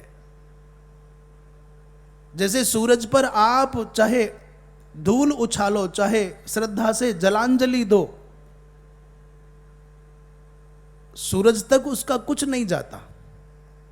आप श्रद्धा पूर्वक मंत्र बोल करके, प्रणाम करके जलांजलि देते हैं तो उसका फल आपको ही मिलता है अच्छा, और आप सूरज की ओर थूकते हैं तो वो आपके ऊपर ही गिरता है, वापस वहां कुछ नहीं जाता। खेत में आप जो कुछ बोते हैं वो पाते हैं, खेत अपनी ओर से कुछ नहीं देता। खाली छोड़ दोगे तो खेत में घास हो जाएगी। बोलो, खेत में कोई घास बोता है क्या? आज तक दुनिया में किसी किसान ने खेत में घास बोई? बिना बोए हो जाएगी। पर कणक बीजना पड़ेगा, बाजरी बीजनी पड़ेगी, मक्का बीजनी पड़ेगी, तब होगी। और वो भी मेहनत करनी पड़ेगी। अच्छाई के लिए कुछ करना पड़ता है, बुराई के लिए कुछ करने की जरूरत नहीं, अपने आप हो जाएगी। जय गो माता, जय गो माता। ऊपर से नीचे पानी गिराना हो, कुछ मेहनत करनी पड़ेगी। ऊंचाई से नीचे की ओर पानी ले जाना हो, कुछ परिश्रम करना पड़ेगा। और नीचे से ऊपर की ओर पानी ले जाना हो तो मेहनत करनी पड़ेगी। मन की गति सहज नीचे की ओर होगी, उसके लिए कुछ करने की आवश्यकता नहीं है। पर आप जब मन को ऊपर की ओर ले जाना चाहोगे, भगवान की ओर, अच्छाइयों की ओर ले जाना चाहोगे, तो आपको संयम की आवश्यकता पड़ेगी, आपको सत्संग की आवश्यकता पड़ेगी, आपको सदाचार की आवश्यकता पड़ेगी। इस मन की नैसर्गिक गति है नीचे की ओर जाना। अंधेरा करने के लिए किसी को कोई मेहनत करनी पड़ती है क्या? अंधेरा करने के लिए कोई मेहनत करनी पड़ती है? अपने आप होता है। और तुम चाहो कि दरवाजा बंद कर ले, अंदर नहीं आएगा, रोक नहीं सकते। पर हां, अंधेरे को मिटाने के लिए कुछ करने की आवश्यकता है। अंधेरा कितना भी घना हो, चाहे लाखों वर्ष पुराना क्यों ना हो, उस लाखों वर्ष पुराने अंधकार को मिटाने के लिए एक छोटा सा दीपक टिमटिमाने लग जाएगा। जला दोगे ना तो वो छोटा सा दीपक भी लाखों वर्ष पुराने अंधेरे की छाती को चीर करके विजयश्री का ध्वज फहरा देगा। इसलिए बुराइयां कितनी भी बड़ी दिखाई दें, अत्याचार अन्याय कितना भी बड़ा दिखाई दे, रावण के आतंक के सामने एक बार लगता था कि दुनिया में कोई खड़ा ना हो पाएगा। पर भगवान राम ने वानरी सेना को संग्रहित करके, संगठित करके, समुद्र पर पुल बांध करके उस रावण के इतने विकराल, इतने विशाल अत्याचार के साम्राज्य को महाराज देखते देखते नेस्तनाबूद कर दिया। बुराई चाहे जितनी बड़ी दिखाई दे, अच्छाई का, सच्चाई का केवल एक सूची का एक सुई काफी है।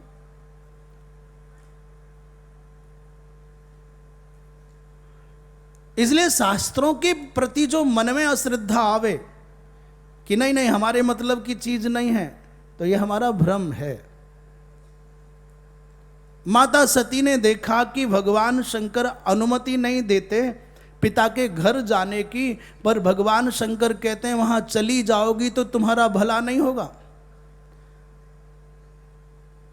भद्रम भवत्यान ततो भविष्यति, यदि तुम मेरी अवज्ञा करके वहां जाओगी तो तुम्हारा भला नहीं होगा। पर मां चली गई।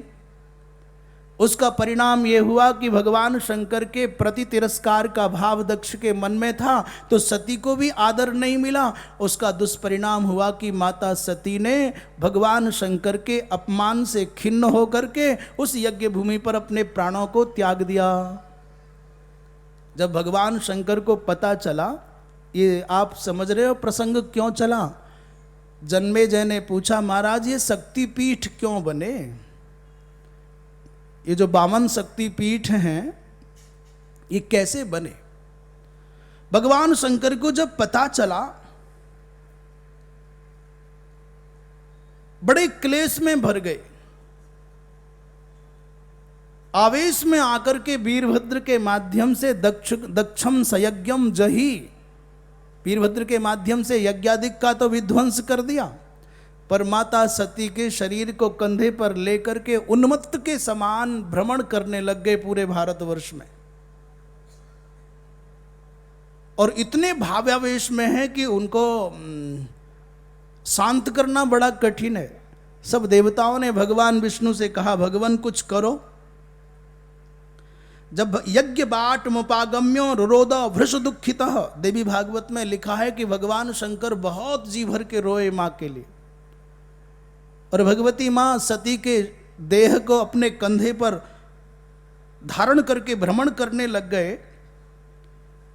तब भगवान विष्णु ने भूमंडल पर उनके पीछे पीछे भ्रमण करते करते करते करते करते करते यहाँ पर धनुष बाण लिखा है, विष्णुस्तु त्वरया यत्र धनुरुद्यम्य मार्गणैहि और चिच्छेद अवयवान सत्या तत्त स्थानेषु ते अपतन।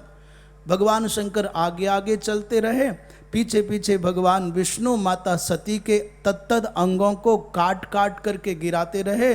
जहाँ जहाँ भगवती माँ सती के शरीर का अंग गिरा वहीं वहीं पर एक शक्तिपीठ हो गया। जैसे कामाख्या में भगवती का गुह्यांग गिरा तो धरती का बहुत अद्भुत तीर्थ है कामाख्या।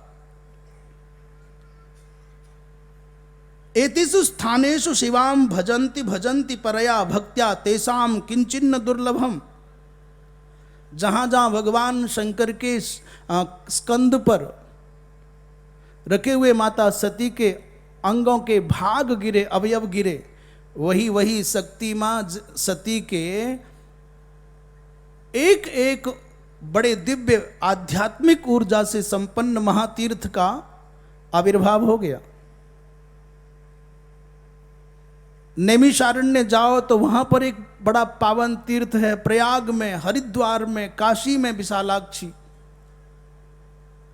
गया में भी एक महातीर्थ है, कांची में एक महातीर्थ है, नेपाल में भी महातीर्थ है। ऐसे गुवाहाटी जाओ तो वहां पर कामाख्या नाम का बड़ा विलक्षण तीर्थ है, उसके नाम है, श्रीमद् देवी भागवत में सबके विस्तार से नाम है। इमानि मुक्ति क्षेत्राणि साक्षात संविन्मयानि च और सिद्ध पीठानि राजेंद्र संश्रयेन मतिमान नरः। ये जितने भी भगवती माँ जगदम्बा के शक्तिपीठ हैं, उन सब को मुक्ति क्षेत्र कहा गया है। वहाँ थोड़ी भी साधना करने वाले का अप्रतिम कल्याण संभावित है। बोलिए जय गो माता, जय गो माता। महाराज कामाख्या उस तीर्थ को धरती का प्रगट तीर्थ कहा जाता है।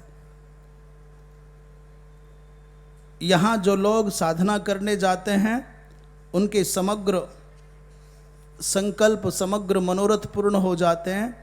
और ऐसा लिखा भी है और ऐसा देखने में भी आता है, नातः परतरम स्थानम क्वचिदस्ति धरातले प्रतिमासम भवेद देवी यत्र साक्षात रजस्वला। कामाख्या से बढ़कर के धरातल पर कोई जागृत पुण्य तीर्थ नहीं है। यहां प्रतिमास का अर्थ है वहां प्रतिवर्ष अंबुबाची नक्षत्र जब आते हैं, वो आषाढ़ मास में आता है, 3 दिन तक भगवती मां जगदम्बा प्रतिवर्ष रजस्वला होती है। रजो धर्म का प्रत्यक्ष दर्शन होता है।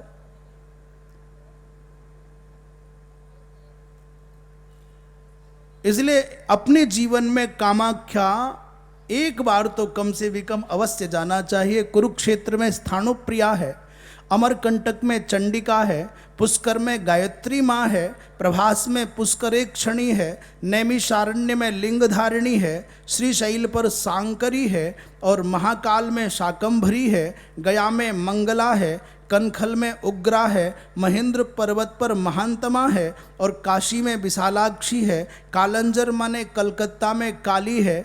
इस प्रकार मुख्य मुख्य स्थानों की चर्चा करके वेदव्यास जी महाराज ने कहा सब ये भगवती माँ जगदम्बा और भगवान शंकर के अनुग्रह का परिणाम है, जो शक्ति पीठ के माध्यम से जगत का कल्याण होता है। बोलिए जय गो माता, जय गो माता। इसके बाद भूगोल और खगोल की चर्चा है। श्री वेदव्यास जी महाराज ने जन्मेजय को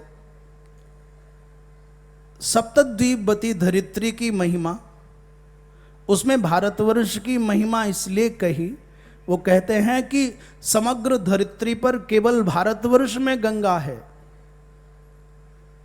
माँ गंगा, यमुना, सरस्वती, नर्मदा, तापी, गोदावरी इत्यादि पावन नदियों के कारण मथुरा, अयोध्या, मथुरा, माया, काशी, कांची, अवंतिका इत्यादि सप्तपुरियों के कारण तीर्थराज प्रयाग के कारण। और सबसे बड़ी बात है, ये वो भूमि है जहां वृंदावन है, ये वो भूमि है जहां साक्षात ब्रह्म ने अवतरित होकर के यहां क्रीड़ा की है। इसलिए भारतवर्ष के जैसा तो भूभाग समग्र भूमंडल पर अन्यत्र है ही नहीं। सारी दुनिया के हृदय भाग को भारतवर्ष कहा जाता है। और भारतवर्ष की जो संस्कृति है, जो भारतवर्ष की अस्मिता है, जो भारतवर्ष की आध्यात्मिक परंपरा है, जो धार्मिकता है, जो भारतवर्ष की गोभक्ति है, यही भारतवर्ष के प्राण है, भारतवर्ष रूपी हृदय की धड़कन है। जिस दिन यहाँ की संस्कृति, यहाँ की आस्था, यहाँ की धार्मिकता, यहाँ की गोभक्ति कमजोर हो जाएगी, उस दिन भारतवर्ष कमजोर हो जाएगा, उसी दिन सारी धरती कमजोर हो जाएगी। मेरी तो मान्यता है, दुनिया में हिंदू जितना शक्तिशाली और सात्विक होगा, हिंदू जितना शक्तिशाली, धार्मिक और सदाचारी होगा, दुनिया में उतना ही अमन, चैन और समृद्धि होगी। और हिंदू जितना कमजोर होता चला जाएगा, जितना असात्विक और अधार्मिक होता चला जाएगा, उतनी ही दुनिया में अराजकता फैलती चली जाएगी। कारण उसका यह है कि हिंदू शक्तिशाली होकर के किसी को सताता नहीं है, अपितु निर्बलों का संरक्षक बन जाता है। और दुनिया में जितने लोग शक्तिशाली हुए, दूसरे लोग, उन्होंने तलवार के बल पर, उन्होंने प्रलोभन के बल पर महाराज दुनिया को चैन से जीने ही नहीं दिया है। और हिंदू का इतिहास है कि कभी इसने तलवार के बल पर या प्रलोभन के बल पर किसी को अपनी ओर खींचा नहीं। हमारे संस्कारों से, हमारी संस्कृति से, हमारे स्वभाव से, हमारी परंपराओं से आकृष्ट होकर के कोई बदला हो तो बदले। हमारे हिंदुओं के इतिहास में कभी ऐसा सुनने में नहीं आया कि किसी राजा ने तलवार लेकर के किसी को बलात् हिंदू बनाया हो। एक भी दुनिया के इतिहास में ऐसी घटना मिलेगी नहीं। महाराज महाराणा प्रताप, बोलिए जय गो माता, जय गो माता। महाराणा प्रताप, हल्दी घाटी का युद्ध हुआ था, विजय तो किसी की नहीं हुई, पर महाराणा प्रताप को वहां से पलायन करना पड़ा। इसका मतलब ये नहीं है कि वो अकबर जीत गया हो, मानसिंह जीत गया हो। कठिनाई का समय था, बड़ी मुश्किलों का दौर था। अकबर एक के बाद एक अपने सेनापति बदल करके महाराणा प्रताप को झुकाना चाहता था। उसने अपने सेनापति को बदल करके भेजा, पूरे परिवार के सहित वो सेनापति एक दुर्ग में डेरा डाले हुए परिवार को छोड़ करके दूसरे मोर्चे पर लड़ने गया। महाराणा प्रताप के पुत्र को मौका मिल गया, अमर सिंह को।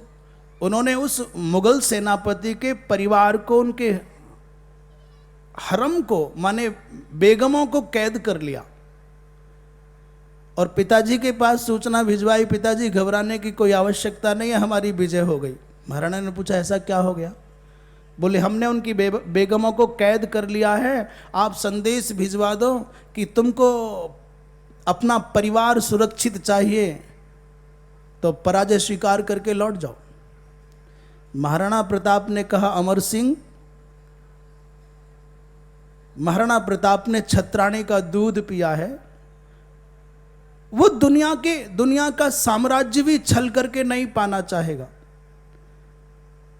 बहन बेटी मेरी हो या मुगलों की हो, धरती की किसी जाति की, किसी कुल की, किसी खानदान की, किसी भी मजहब की, किसी भी देश की बहन बेटी हो, हमारे लिए उतनी ही पूज्य है जितनी हमारी बहन बेटियां आदरणीय हैं।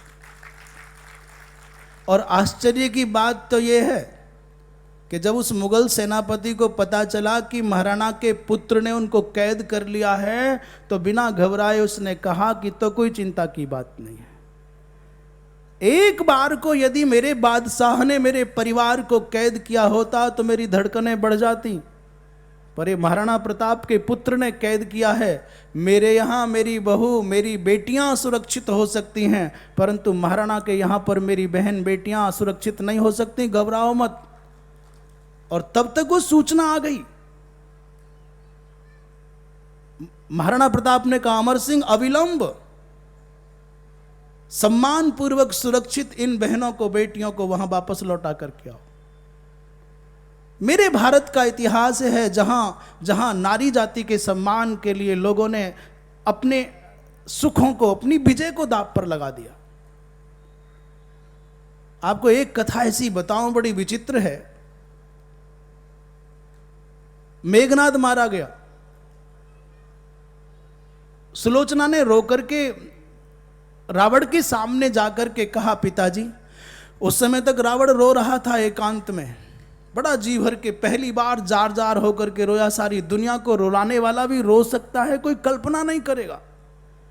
पुत्र, तुम्हारे बल पर इस भूमंडल पर मेरा एक छत्र राज्य चलता था, आज तुम्हारे बिना मैं कुछ नहीं रहा। पर जो सुलोचना के आने की आहट सुनी तो जल्दी से अपने आंसू पहुंच लिए। बड़ा गंभीर होने का नाटक करते हुए पूछा, बेटी क्यों आई, बहू क्यों आई? उसने कहा, पिताजी मैं आपसे अनुमति लेने आई हूं, मैं रामादल जाना चाहती हूं अपने पति का सिर लेने के लिए, आपकी आज्ञा हो तो जाऊं। रावण ने, आनंद रामायण के माध्यम से बोल रहे हैं, रावण ने कहा, बेटी तुम राम के यहां जाना चाहती हो तो मेरी अनुमति की आवश्यकता नहीं है। और कह रहे, यदि एक बार तुम बेटी यहां अपने ससुर के पास, रावण के पास आओ तो 100 बार सोच करके आना कि जाऊं कि न जाऊं। पर राम के पास जाने की बात है तो विचार करने की आवश्यकता नहीं है। तुम उतनी प्रसन्नता के साथ जा सकती हो जितने अपने पिता के घर जा सकते हैं। रावण के शब्द हैं, मेरे राम। शत्रुता अलग बात है, पुत्री मेरे राम की विशेषता यह है, वो संसार की समग्र नारी जाति में अपनी मां कौशल्या के दर्शन करने वाले हैं। तुम जाओगी, वो उठ करके खड़े हो जाएंगे, आंखें नीची कर लेंगे और पहला संबोधन होगा, मां तुम यदि कहो तो तुम्हारे पति को जीवित कर दूं, और तुमको विश्वास ना हो तो जा करके देख लो, यही व्यवहार मिलेगा। और सुलोचना जब राम जी के यहां गई तो रावण का इतना गहरा विश्वास है, रावण को इतना भरोसा है राम के ऊपर कि जो जो रावण ने कहा भगवान राम ने वही वही कहा। उठ के खड़े हुए, आंखें नीची हो गईं और हाथ जोड़ करके कहा, मां तुम यहां क्यों आई? यदि आप चाहो तो मैं तुम्हारे पति को जीवित कर दूं। एक गजब की और बात बताऊं, फिर आगे बढ़ते हैं। बोलिए जय गो माता, जय गो माता। अच्छा, कुछ दक्षिणा वक्षिणा देने का विचार भी है कि खाली? क्या बात है, दक्षिणा देने का कुछ विचार है कि ऐसे ही है? कई लोग तो सोच रहे होंगे जी कल बताए होते तो कुछ ले आते, हमको क्या पता था कुछ मांगोगे। बोलिए जय गो माता। पहली दक्षिणा तो यही है, कई दक्षिणाएं मांगूंगा कि जयकारा ठीक से लगाओ। जय गो माता, जय गो माता, जय गो माता। रावण ने सुना कि राम के दल में बंदरों ने पत्थर पानी पर तैरा दिया है। गुप्तचरों ने आकर के कहा, रावण को लगा मेरी बात डाउन हो गई, शत्रु बलवान है और मैं उतना कलाकार नहीं हूं। लोगों ने कहा, महाराज आप पत्थर पानी पर तैरा सकते हो, यदि पानी पर तुम पत्थर तैरा दोगे तो हम समझ जाएंगे तुम राम से लड़ने के लायक हो, और यदि पानी पर पत्थर नहीं तैरा पाए तो लड़ने की कोई जरूरत नहीं है, मरने जाओगे क्या? रावण ने कहा, हाँ मैं भी पानी पर पत्थर तैरा सकता हूं। लोगों की भीड़ इकट्ठी हो गई, समुद्र के किनारे रावण पहुंच गया और कोशिश करके हल्का सा पत्थर ढूंढा गया, भारी वाला ना हो। जिसको भगवान की कृपा पर कम भरोसा होता है वो अपने दिमाग ज्यादा दौड़ाता है। उसने पत्थर पर रावण लिखा। राम का नाम लिखने से पानी पर पत्थर तैर सकता है तो मैं दिखाऊंगा, रावण लिखने से भी तैर जाएगा। उधर के लोगों ने राम लिखा पर रावण ने अपने पत्थर पर रावण लिख दिया। पर तैराते तैराते मन में शंका आ गई, कहीं डूब गया तो। उसने कहा, पत्थर तुझको मेरे राम की सौगंध है, डूब मत जाना। तुझे मेरे राम की कसम है जो पानी में डूब गया। और आश्चर्य की बात यही, पानी पे पत्थर तैर गया। लोगों ने जय जयकार कर दी, हमारे महाराज राम से जीत सकते हैं, कम नहीं है। इस बात को सुनकर के सबसे ज्यादा आश्चर्य हुआ मंदोदरी को। जब रावण घर पहुंचा, अपनी मूंछों पर तान दे करके कि देखा मैंने पत्थर तैराया है, मंदोदरी ने कहा कि सच बताओ, मैं तुमको अंदर से बाहर तक जानती हूं, तुम्हारे नाम से पत्थर तैर नहीं सकता। जो दुनिया को आंसुओं में डुबा सकता है, भला वो पत्थर को क्या तैराएगा। रावण में राम में बहुत अंतर है। राम दुनिया के आंसू सुखा दें, और तुम दुनिया की आंखों में आंसू लाने का काम करते हो। इसलिए नहीं, हमारे श्रद्धेय महाराज श्री पधार गए हैं। बोलिए जय गो माता, जय गो माता। बोलो गैया मैया की, यज्ञेश्वरी भगवती गौ माता की, पूज्य पथमेड़ा महाराज की, हर हर। विराज जाइए, विराज जाइए। मंदोदरी ने कहा कि मैं तुमको अंदर से बाहर तक जानती हूं, सच बताओ मामला क्या है। तुम्हारे नाम के लिखने से पत्थर तैर नहीं सकता है। रावण ने कहा क्यों, तू मुझे कमजोर समझती है क्या। राम जी के नाम से पत्थर तैर सकता है, तो रावण ने कहा मैं भी कम ज्ञानी नहीं हूं, मेरे नाम का लिखा पत्थर भी तैर जाएगा। और तैर गया। रावण ने अपना नाम लिखा रावण।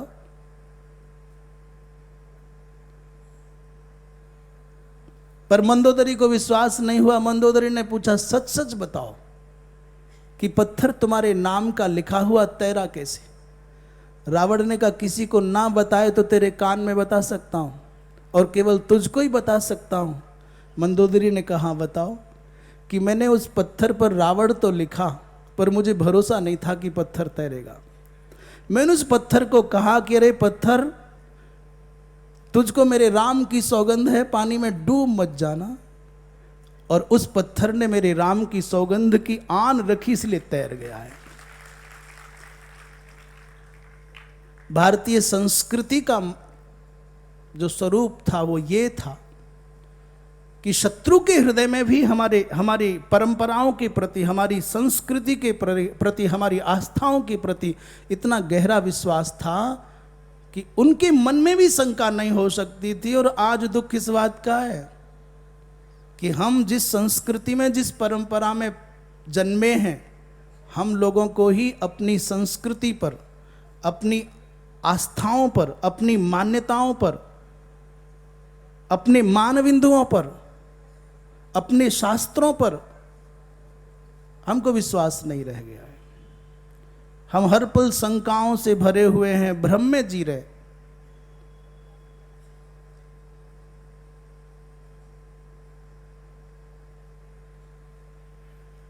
बोलिए जय गो माता, जय गो माता। इसके बाद भगवती राधा रानी की महिमा का वर्णन है देवी भागवत में। और ऐसा विलक्षण एक वचन आया कि 60,000 वर्ष तक ब्रह्मा जी महाराज ने तप किया, 60,000 वर्ष तक भगवती राधा रानी के दर्शन हो जाए। 60 वर्ष सहस्राणी प्रतप्तम ब्रह्मणा पुरा, और न च दृष्टम च स्वप्नेपि प्रत्यक्षस्यापि च का कथा। इतने पर भी भगवती राधा रानी के दर्शन ब्रह्मा जी को सुलभ नहीं हुए, कह रहे स्वप्न में भी नहीं हुए। और राधा तत्व भगवत विषयक आराधना का नाम है। राधयति आराधयति परमात्मानम, या सा राधा जो परमात्मा की आराधना करे। राधयति आराधयति याम स्वयं हरि ही सा राधा, परमात्मा जिसकी आराधना करे वो राधा। जो भगवान की आत्मा है, भगवान की आह्लादनी शक्ति है, जिनके बिना भगवत प्राप्ति संभव नहीं है, उस शक्ति का नाम राधा है। तुलसी की बड़ी विलक्षण महिमा है तुलसी दर्शन की, तुलसी पूजन की, कंठी धारण की बड़ी बड़ी विलक्षण महिमा है। स्कंद पुराण में लिखा है कि या दृष्टा निखिलाघ संघ शमनी, तुलसी माँ के दर्शन करने से समग्र पाप समूह नष्ट हो जाता है। और स्पृष्टा बपु पावनी, यदि विहित तिथियों में, विहित बासरों में, दिनों में जो निषिद्ध हैं उनमें तो छूना नहीं चाहिए, निषिद्ध तिथि और दिवस में स्पर्श करना नहीं चाहिए, तद भिन्न तो शरीर पवित्र हो जाता है। और रोगाणाम अभिवंदिता, महाराज जो अभिवंदन करता है तुलसी माँ को, उसके रोग नष्ट हो जाते हैं। और सिक्तांत त्रासनी, जो तुलसी माता को विहित तिथियों में और दिवसों में सींचता है, महाराज अंतक माने वो मृत्यु को भी टाल देता है, वो मृत्यु से भी बच जाता है। और प्रत्या सत्य विधायिनी भगवत कृष्ण से संरोपिता, जो बड़े भाव से तुलसी माँ को रोपण करता है। अब ये आने वाली है ना देवोत्थापनी एकादशी, तब तक उसका पालन पोषण करता है, जो रोपण करता है। जो व्यक्ति तुलसी माँ का रोपण करता है उसको भगवान कृष्ण के सामीप्य की प्राप्ति होती है, भगवान की सानिध्य की प्राप्ति होती है, भगवान का अनुग्रह प्राप्त हो जाता है। निस्ता तच्चरणे विमुक्ति फलदा, और जो भगवान के चरणों तक तुलसी माँ को पहुंचाता है, जो विवाह की परंपरा है, तुलसी माधव का विवाह जो होता है ठाकुर जी के साथ, जो भगवान के चरणों तक तुलसी को पहुंचा देता है, तो क्या बोले विमुक्ति फलदा, तो मोक्ष के समान फल देने वाली तुलसी माता, ऐसी माँ तुलसी को नमस्कार है। सुरभि माता की बड़ी विलक्षण महिमा है, जो आत्म कल्याण का आकांक्षी है। मैं बहुत संक्षेप में ही कहूँ, इस संसार में ऐसा कुछ भी नहीं है, चाहे कितना भी दुर्लभ हो, अप्राप्य हो, हमारी सामर्थ्य से कितना भी दूर लगता हो, पर इस धरती पर कुछ ऐसा नहीं है जो गौ सेवा से पाया ना जा सके। साधारण से साधारण कामनाओं की बात नहीं करते। जो निसंतान है उनको संतान मिली है, मिल रही है और हमेशा मिलेगी। जो रोगी हैं, औषधि की आवश्यकता नहीं है, औषधि तो बहुत दूर की बात है। कितने सारे रोग तो ऐसे हैं कि आपको कुछ करने की आवश्यकता नहीं, केवल और केवल 40 दिन तक ऐसे कई प्रकल्प हैं कि केवल 40 दिन तक वेद लक्षणा गौ माता, भारतीय परंपरा की वेद लक्षणा जो गौ माँ है, विशुद्ध भारतीय परंपरा की, उन पावनतम गौ माताओं के बीच में 40 दिन तक निरंतर रहने का व्रत कर ले। भजन पूजन तो करे ना करे, गाय माता के श्वास का जो प्रभाव है उस वातावरण में, उनके चरणों से उठी हुई जो धूल की महिमा है, उस वातावरण में भी रह जाएगा तो महाराज अपने आप जड़ मूल से सारे रोग नष्ट हो जाएंगे। जितने चर्म रोग हैं, कितने परेशान रहो, गौ माता के गोमय से लगातार 40 दिन नहा लीजिए। आपकी चमड़ी, आपका चर्म यदि स्वर्ण की तरह से कांतिमान ना हो जाए। गौ माता के गोमय में, गोमूत्र में स्वर्ण है। जिस स्वर्ण की भस्म को खाने के लिए बड़े बड़े लोग लालायित रहते हैं, गोमूत्र में, गोमय में, गोदुग्ध में, उसमें स्वर्ण की मात्रा अपने आप है। इसलिए संसार की कोई ऐसी इच्छा और मनोरथ नहीं है जो गौ माता की सेवा से, उनकी कृपा से, उनके दर्शन से, उनकी परिक्रमा से, उनकी वंदना से, उनके लिए कुछ अपने हृदय में संकल्प करके करने से कहाँ ले जाओगे इस धन को, कहाँ जाएगा ये। आज से पहले कोई ले नहीं गया और आज भी कोई ले नहीं जा पा रहा है, तो आगे ले जाएगा क्या। गौ माता के निमित्त किया गया संकल्प, उनके मध्य में निवास का किया गया संकल्प, सेवा का संकल्प कभी खाली नहीं जा सकता। और संसार की तो बात क्या, यदि तुम संसार को बनाने वाले उस अव्यक्त, उस निर्गुण निराकार ब्रह्म को भी पाना चाहते हो तो गौ माता की कृपा से वो परमात्मा भी प्राप्त हो जाते हैं। गोविंद शब्द का अर्थ ही यही है, गोभिर, गो सेवया, गो पूजया, गो शुश्रूषया, गो संगेन, गो नमस्कारेण बिदली लाभे, माने प्राप्नोति। महाराज गो सेवा से जो प्राप्त किया जा सके, अथवा ये कहूं कि केवल गो सेवा से ही जो प्राप्त होता हो गोविंद है। गो पालने न, गायों का पालन करने से गोपाल की कृपा होती है। तो संसार में ऐसी कोई उपलब्धि नहीं है जो गो सेवा से न हो सके। ऐसा कोई मनुष्य का मनोरथ नहीं है जो गो सेवा से पूरा न हो। और दुनिया की तो बात छोड़ो, भगवान को भी पाना है तो गो सेवा के माध्यम से भगवान की प्राप्ति भी हो जाएगी। बोलिए जय गो माता, जय गो माता। गोलोकनाथस्य लोमनाम विवर्तो असंख्याः गोपाः। गोलोक में रहने वाले गोविंद के रोमकूपों से समग्र गोपांगनाओं का जन्म हुआ है। जितनी ब्रजमंडल की लीला है उनके मूल में गौ माता। इसके बाद मां सरस्वती की पूजा का एक बहुत सुंदर स्तोत्र है, इतना प्यारा है। ऐसा लिखा है, 1 वर्ष तक निरंतर जो भी व्यक्ति इस स्तोत्र का पाठ कर ले वो बृहस्पति के समान विवेकशाली ज्ञानी हो जाता है। और मैं समझता हूं ये 9वें देवी भागवत के 9वें स्कंद के 6ठे अध्याय में है। इसको सर्व कामद विश्व विजय कवच भी कहते हैं। ये श्रुति सार है, श्रुति सुखम श्रुत्युक्तम श्रुति पूजितम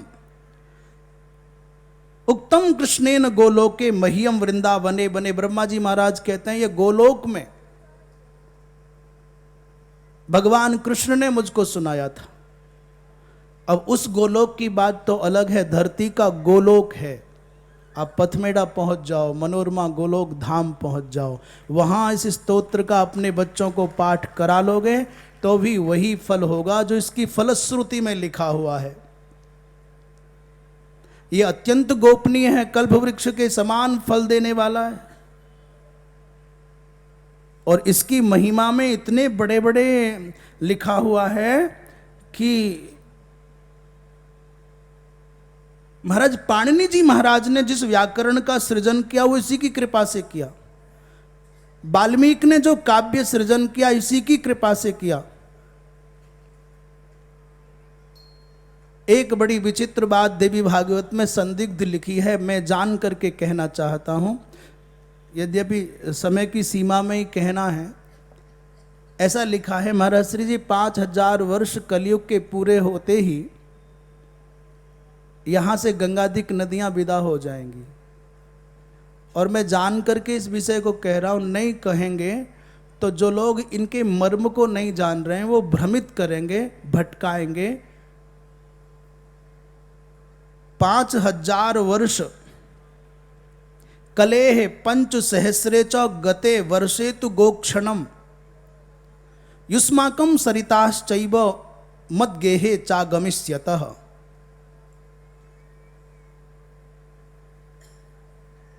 10,000 वर्ष बीत जाने पर ग्राम देवता आदि, और ऐसा भी लिखा है बाद में तो शालिग्राम और नर्मदेश्वर आदि भी सब इस भूतल को विदा कर। कले 5 सहस्रंच वर्ष स्थित्वा तु भारते काशी वृंदावनम बिना यास्यन्ति सर्वे वैकुंठम। काशी को वृंदावन को छोड़ करके बाकी सब तीर्थादिक वहाँ चले जाएंगे। अच्छा, तो गजब की बात यह है, यदि ऐसा हो गया तो फिर हम लोग यहाँ क्या करेंगे? गंगा जी की पूजा क्यों कर रहे हैं? यदि व्यवहार दशा में देखें तो यमुना जी की जो वर्तमान कालिक दशा है उसको मिला करके देखें तो पुराणों का वचन एकदम सत्य है। कुछ लोग जोर लगा रहे हैं बहुत, गंगा जी राष्ट्रीय हो जाएं तो सरकारें गंगा को शुद्ध कर देंगी। इन सरकारों में बैठे लोगों के कान नहीं है क्या? इनकी आंखें नहीं है क्या? जहां ये वर्ष भर में 10-20 बार जाते हैं राजघाट, कभी गांधी जी के नाम पर, कभी किसी और नाम पर, उसके बराबर से यमुना जी कराह रही हैं, सिसक रही हैं, बिलख रही हैं। वो जो सनाद है वो सनाद नहीं है, यमुना जी का बिलखना है, रोना है, सिसकना है। इनको इनकी इन आंखों से यमुना जी की दर्दनाक छवि नहीं दिखाई देती, इनके कानों में यमुना जी का दर्द नहीं आता, कराह नहीं आती। और जो अपनी जड़ में बहने वाली यमुना को शुद्ध नहीं कर सकते हैं, वो 100 किलोमीटर दूर जाकर के गंगा को शुद्ध करेंगे। जो 2 किलोमीटर दूर बहती हुई, हमने सुना था कि साहब साबरमती बदल गई, ऐसी पावन हो गई कि धरती पर ऐसी दूसरी कोई नदी नहीं है। एक घाट को ठीक करके, पानी भरवा करके, लाइट लगा करके फोटो खिंचाने से साबरमती जिंदी हो गई। जैसे कोई अपनी अनाथाश्रम में पलती हुई माँ को एक दिन के लिए घर ले आए, मदर्स डे आता है, एक दिन फोटो खिंचवा ले, मिठाई खिला दे, तो माँ की सेवा का फोटो चल रहा है। ऐसा ही उन लोगों पर यमुना 4 साल में नहीं सुधरी, 4.5 साल में। ये नाम के गंगा के पुत्र बनने वाले, भारतीय संस्कृति के पुरोधा बनने वाले, ये हिंदुत्व की बात करने वाले, वास्तव में ये बात हम पर सही लागू होती है। हमको अपनों ने लूटा, गैरों में कहां दम था, हमारी कश्ती वहां डूबी जहां पानी कम था। अरे परायों से तो कोई शिकायत क्या करे, उनसे तो कोई आशा ही नहीं थी, पर तुमने आशाओं को, अपेक्षाओं को, आकांक्षाओं को इतना बलवती बना दिया। तुमने दावा किया था हम बदल देंगे, और मुझे तो कभी कभी डर लगता है कि उनसे भी ज्यादा खतरनाक और निखट्टू ना निकल जाएं। मैं बहुत खुले मन से कहूंगा कि न जाने कितने भूतपूर्व हो गए।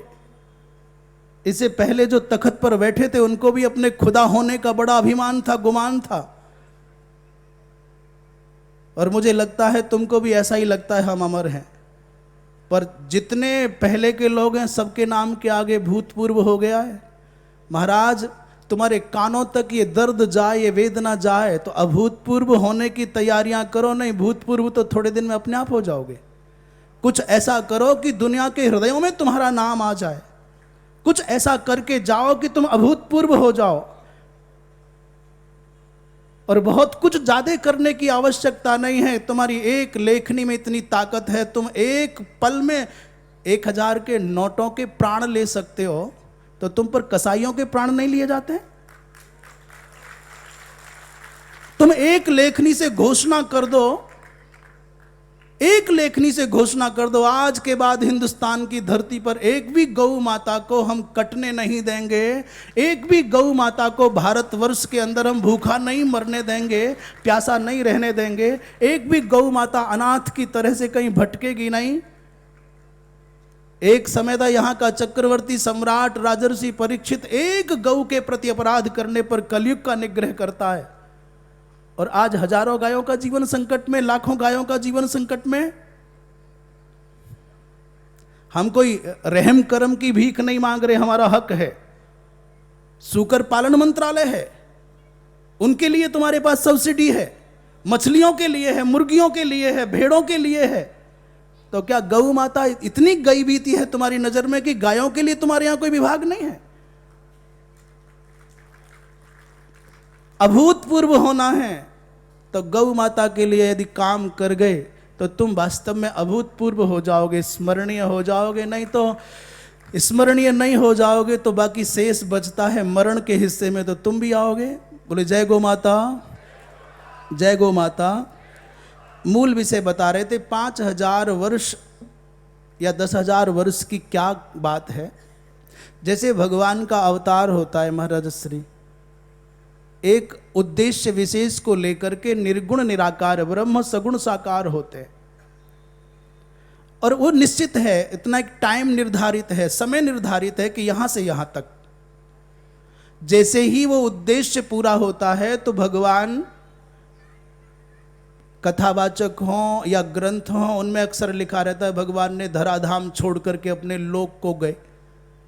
भाई यहाँ छोड़ जाएंगे तो मंदिरों में क्या रह जाएगा, और यदि भगवान धराधाम छोड़ गए तो कथाओं में क्या रखा है। भगवान जाते नहीं कहीं।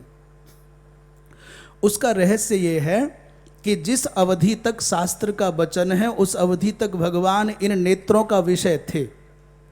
वो निर्गुण निराकार सगुण साकार के रूप में सबको सुलभ थे, और उद्देश्य पूर्ण हो गया, वो अवधि पूरी हो गई।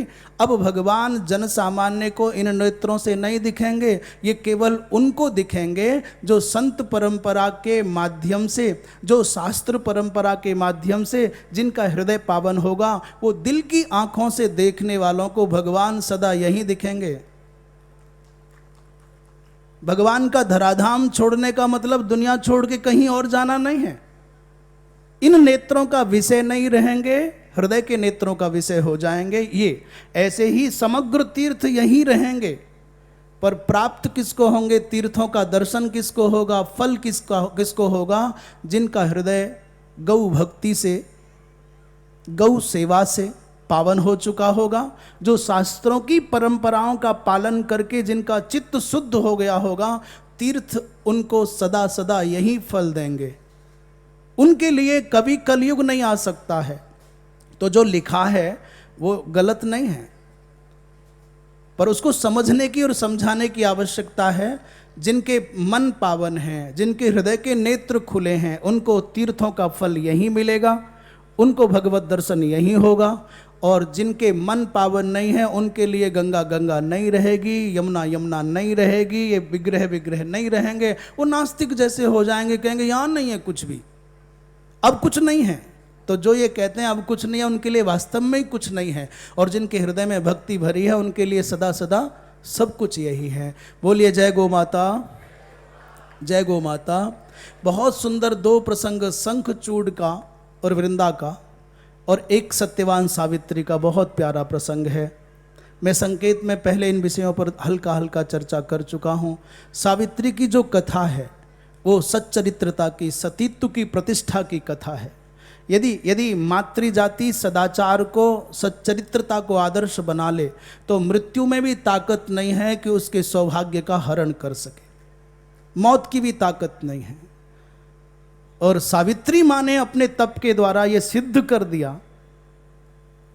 कि हमारी भारत की बेटी में, भारत की पुत्री में, यहाँ की सती में इतनी सामर्थ्य है कि सूर्य को चाहे तो उगने से रोक दे, ब्रह्मा विष्णु महेश को चाहे तो बालक बना ले, और मृत्यु को चाहे तो विवश कर दे, लाचार कर दे। और मजबूर होकर के सावित्री के वचनों से यमराज महाराज ने 400 वर्ष की उम्र सत्यवान को अपनी ओर से दी, 100 पुत्र दिए, साम्राज्य दिया, और सावित्री को 100 भाई भी मिले।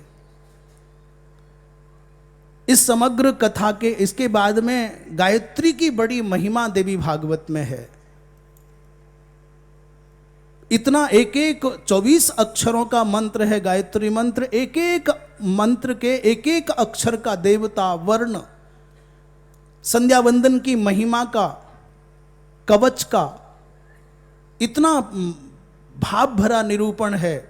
जिनका भी जन्म वैदिक मर्यादा के अनुसार ब्राह्मण क्षत्रिय वैश्य कुल में हुआ है, जो भी समय से यज्ञोपवीत संस्कार करा चुके हैं, करा सकते हैं, करा लेना चाहिए, उनको संध्या वंदन अवश्य करना चाहिए।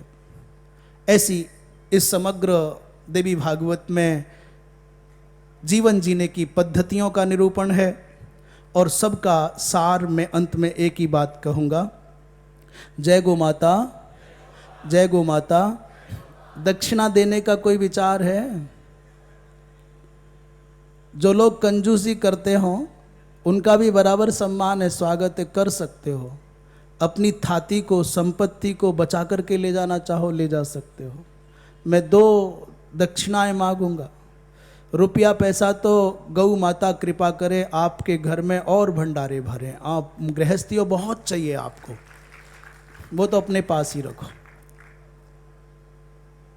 एक तो यहाँ आए हो, ऐसा पावन पर्व है, नवरात्रि महामहोत्सव के इस पावन उपलक्ष्य में भगवती सुरभि माता का, शक्ति समन्वित सुरभि माता का ये समाराधन हुआ है। पूज्य पथमेड़ा महाराज यहाँ विराजमान हैं। बड़े विद्वत जन, बड़े संत जन, पूजनीय संत जन, विद्वत जन यहाँ विराजमान हैं। अपने जीवन की कोई बुराई, कोई व्यसन, कोई दुर्गुण, उसको छोड़ करके जाओ। कोई भी एक ऐसी बुराई जो आपकी अच्छाइयों पर भारी है, परिवार के लोग दुखी हैं, तुम भी कभी कभी दुखी होते हो, एक बुराई, एक व्यसन, एक दुर्गुण छोड़ जाओ और एक अच्छा नियम लेकर के जाओ। कोई भी जो तुम्हारे मन में है, जो तुम्हारी गुरु परंपरा के अनुसार है, एक कोई अच्छाई, अच्छा नियम, कोई व्रत करेंगे, कोई मंत्र जपेंगे, कुछ भी करेंगे। अथवा सबसे बढ़िया मैं बताऊं कि हर व्यक्ति छोटे से लेकर बड़े तक ये मन में धारण करके जा सकता है कि मैं बहुत नहीं कर सकता तो कम से कम जब तक इस धरती पर रहूंगा तब तक कम से भी कम एक गौ माता की सेवा की जिम्मेदारी मैं लूंगा। और इसके लिए हाथ उठाने की जरूरत नहीं है, घोषणा करने की जरूरत नहीं है। तुम्हारे अंदर भगवान की सत्ता है, चेतना है, भगवती माँ जगदम्बा है। उन माँ जगदम्बा को, उन सर्वेश्वरी यज्ञेश्वरी भगवती गौ माता को साक्षी करके मन में प्रण कर लो कि आज के बाद मैं अमुक सेवा जब तक जीवित रहूंगा तब तक गौ माता के लिए करता रहूंगा। इन्हीं शब्दों के साथ मैं वाणी को विराम दूं। मुझे बहुत हर्ष के साथ में, आनंद के साथ में ये कहते हुए गौरव हो रहा है कि मैं गौ माता के निमित्त यहाँ, गौ माता ने ही अपनी सेवा के निमित्त मेरा चयन किया। मैं स्वयं को इस विषय में भाग्यशाली मानता हूँ। गायों का दर्शन, पूजन होते हुए मैंने देखा तो उस समय ऐसा लगता था कि जैसे ये दृश्य किसी दूसरे लोक का, यहाँ का नहीं है। मानो जो संरचना, जो परिकल्पना गोलोक की है, वो संरचना, वो परिकल्पना भूतल पर प्रकट हो गई। इतने दिन तक हमने जो आनंद लिया है उसके लिए हम सदा अपनी सनातन परंपरा के उन पावन महर्षियों, गुरु परंपरा के हमारे पूज्य जनों, महापुरुषों और हमारे पथमेड़ा महाराज, श्रद्धेय राजेंद्र दास जी महाराज और जो भी इस महानुष्ठान में लगे हुए हैं, उन सब के प्रति हम कृतज्ञ हैं। आप वास्तव में जो कार्यकर्ता के रूप में, जो सेवक के रूप में, जो व्यवस्था के रूप में, प्रबंधन तंत्र के रूप में, किसी भी रूप में कहीं भी लगे हैं, वो चाहे कैमरा के माध्यम से, माइक के माध्यम से, बिजली के माध्यम से, पंडाल के माध्यम से, गौ सेवा के माध्यम से, किसी भी रूप में जुड़े हुए हैं, कोई भी छोटा बड़ा नहीं है। ये महायज्ञ का जो भी अंग बना है वो वास्तव में भाग्यशाली है, पुण्यात्मा है। हम आप सबके प्रति कृतज्ञ भाव रखते हुए गौ माता के चरणों में ही प्रणाम करते हुए प्रार्थना करें, माँ आपको, हमको, सबको और अप्रतिम शक्ति दे और हम अपनी सामर्थ्य से भी बढ़ कर के आपकी सेवा कर पाएँ। बोलिए गौ माता की, यज्ञेश्वरी गौ माता की, हर हर महादेव। आरती गैया मैया की, दुलारी कृष्ण कन्हैया की। आरती गैया मैया की, दुलारी कृष्ण कन्हैया की। जहाँ से प्रकट हुई सृष्टि, करे नित पंच गर्भ दृष्टि, सकल पर रखती समझ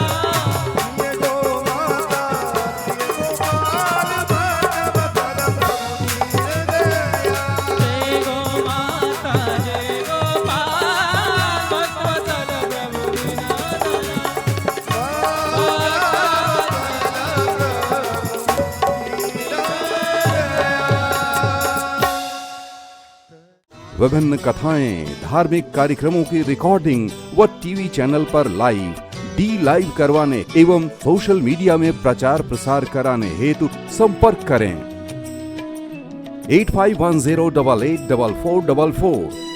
आप हमसे विभिन्न माध्यमों से संपर्क एवं जुड़ सकते हैं। फेसबुक पर लाइक करें उमंग मीडिया, यूट्यूब पर सब्सक्राइब करें उमंग मीडिया, ट्विटर पर फॉलो करें उमंग मीडिया, वेबसाइट पर विजिट करें www.umangmedia.com। संपर्क करें 918510884444।